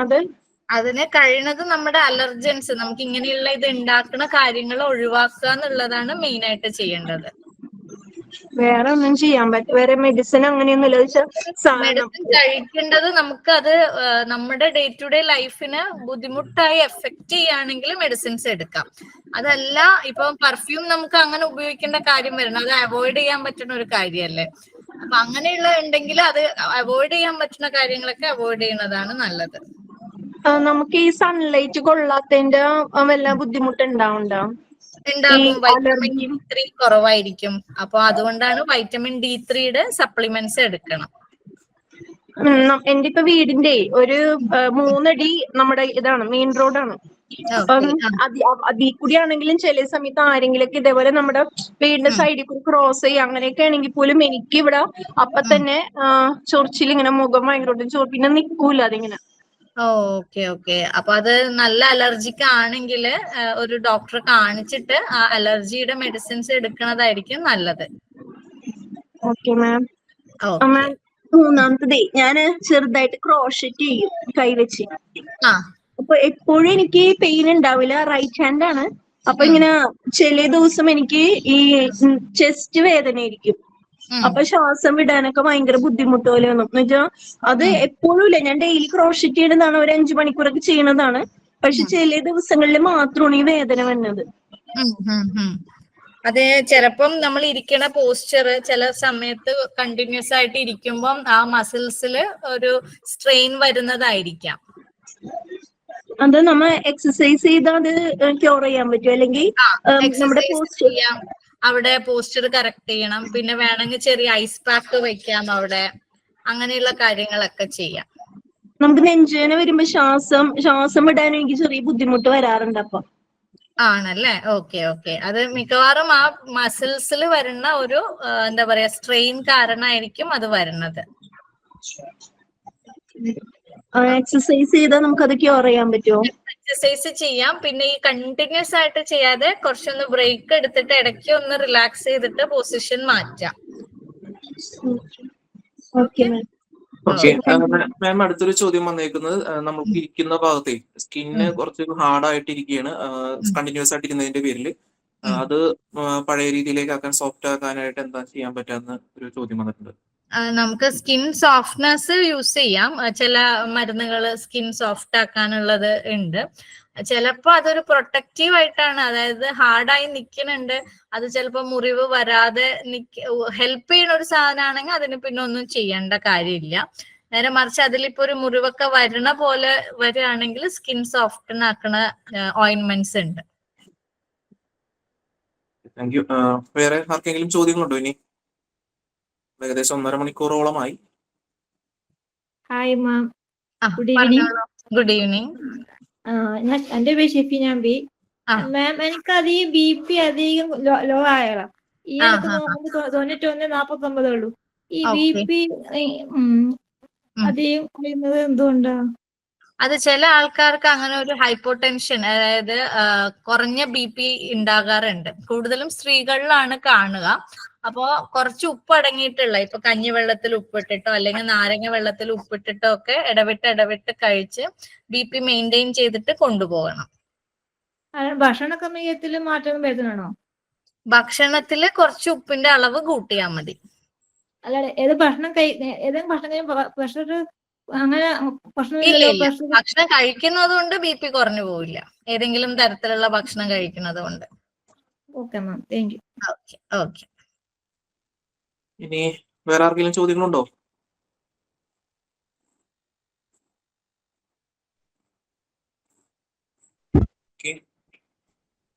ചോദ്യങ്ങളിൽ നമുക്ക് അവസാനിപ്പിക്കാം. നമ്മുടെ മറ്റേ ഇതില് വന്നു കിടപ്പുണ്ടേ, ആ മെസ്സേജിൽ വന്നു കിടപ്പുണ്ടേ. ആ അപ്പൊ മുഹസിന എന്ന് പറഞ്ഞ ഒരു കുട്ടി ചോദിച്ചായിരുന്നു, ഒരു വശം ചരിഞ്ഞെടുക്കുമ്പോ ആ ഭാഗം, അപ്പൊ ആ ഭാഗം അല്ല വേദന, ചെരിഞ്ഞെടുക്കുന്ന ഭാഗമല്ല, ഇടത് ഭാഗമാണ് ഒത്തിരി വേദന. ഇടത് ഭാഗത്താണ് വേദന വരുന്നത് അല്ലെ? മാറിക്കിടക്കാൻ ഇടത് ഭാഗത്തേക്ക് കിടക്കുമ്പോൾ ആ ഭാഗത്ത് വേദന വരുന്നുണ്ട്. അതെ.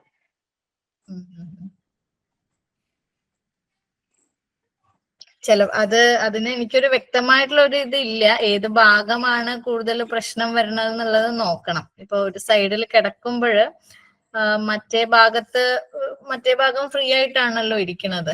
അപ്പൊ ഒന്നുകിൽ ആ ഒരു പൊസിഷൻ ചേഞ്ച് ചെയ്യുമ്പോൾ ഇടത് ഭാഗത്തുള്ള പേശികൾക്ക് വരുന്ന എന്തെങ്കിലും ഒരു ഇഷ്യൂ ആയിരിക്കാം അത്. അപ്പൊ അത് നമുക്ക് കുറച്ചും കൂടെ ഡീറ്റെയിൽസ് കിട്ടിയാലാണ് ശരിയായിട്ടുള്ള ഒരു എന്താ പറയാ പരിഹാരം പറയാൻ പറ്റുക. പിന്നെ ഒരു കുട്ടി ചോദിച്ചേക്കുന്നത്, ഇടയ്ക്ക് ലിപ്പിന് തരിപ്പ് വരുന്നു, കാലിൽ നീര് കാണുന്നു, വെള്ളം കൂടുതൽ കുടിച്ചാൽ കുറവുണ്ട്, അങ്ങനെയാണ് ചോദിച്ചിരിക്കുന്നത്. അത് ചിലപ്പോ ഈ ലിപ്സിന് തരിപ്പ് വരുന്നുണ്ടെങ്കിൽ ചിലപ്പോ ഡീഹൈഡ്രേഷൻ ആയിരിക്കും, വെള്ളത്തിന്റെ അളവ് കുറവ് കാരണം അങ്ങനെ വരാം. അപ്പൊ അത് കറക്റ്റ് ആയിട്ട് ശരീരത്തിൽ വെള്ളത്തിന്റെ അളവ് ഇല്ലാത്തത് കൊണ്ടായിരിക്കാം അങ്ങനെ വരുന്നത്.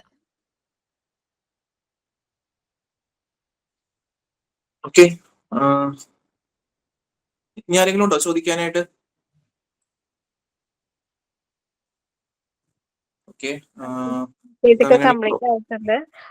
ഇപ്പൊ ഒരു ഞാൻ പറഞ്ഞു മോഡിഫിക്കേഷൻ ഒക്കെ ചെയ്യുമെന്ന്. അപ്പൊ ഞാനൊരു ഡൗട്ട് ചോദിക്കുകയാണ്. ഇപ്പൊ നമ്മൾ വീൽ ചെയർ കൂടുതൽ നേരെ ഇരിക്കുമ്പോഴാണല്ലോ പെയിൻ വരുന്നത്. ഇപ്പൊ ഒരു ഭാഗം പതുക്കെ ഒന്ന് ചെരിയാനോ, അപ്പൊ എനിക്ക് അതിനൊന്നും പറ്റില്ല. ഒരാളുടെ സപ്പോർട്ട് ഉണ്ടെങ്കിൽ പോലും എനിക്ക് അത് ബുദ്ധിമുട്ടൊന്ന് ചെരിയാനോ എക്സസൈസ് ഒക്കെ ചെയ്യാൻ. അപ്പൊ നമുക്ക് ഇപ്പൊ നമ്മൾ ബെഡിലൊക്കെ കിടക്കുന്നവർക്ക് ഈ എയർ ബെഡൊക്കെ കൊടുക്കുന്നില്ല. അപ്പൊ അതുപോലെ ആ സീറ്റിൽ എന്തെങ്കിലും അറേഞ്ച്മെന്റ് ചെയ്യുകയാണെങ്കിൽ നമുക്ക് ഇടയ്ക്കൊന്ന് സ്വിച്ച് ഇട്ടിട്ട് ആ ഒരു മൂവ്മെന്റ് അവിടെ കിട്ടുകയാണെങ്കിൽ നല്ലതല്ലേ ഇരിക്കും. വീൽ ചെയറിലാണോ പറയണത്? വീൽ ചെയറിൽ അതുപോലെ വീൽ ചെയറിൽ ഈ പറഞ്ഞ പോലെ കുഷൻസ് ഇപ്പം പല പല വെറൈറ്റി കുഷൻസ് വരുന്നുണ്ട്. അപ്പോ അതിൽ തന്നെ നമ്മുടെ പ്രഷർ കൂടുതലുള്ള ഏരിയ കണ്ടുപിടിച്ച് അതിലേക്കുള്ള പ്രഷർ കുറയ്ക്കണൊക്കെ രീതിയിലുള്ള പുതിയ ന്യൂവർ ടെക്നോളജീസ് വരുന്നുണ്ട്.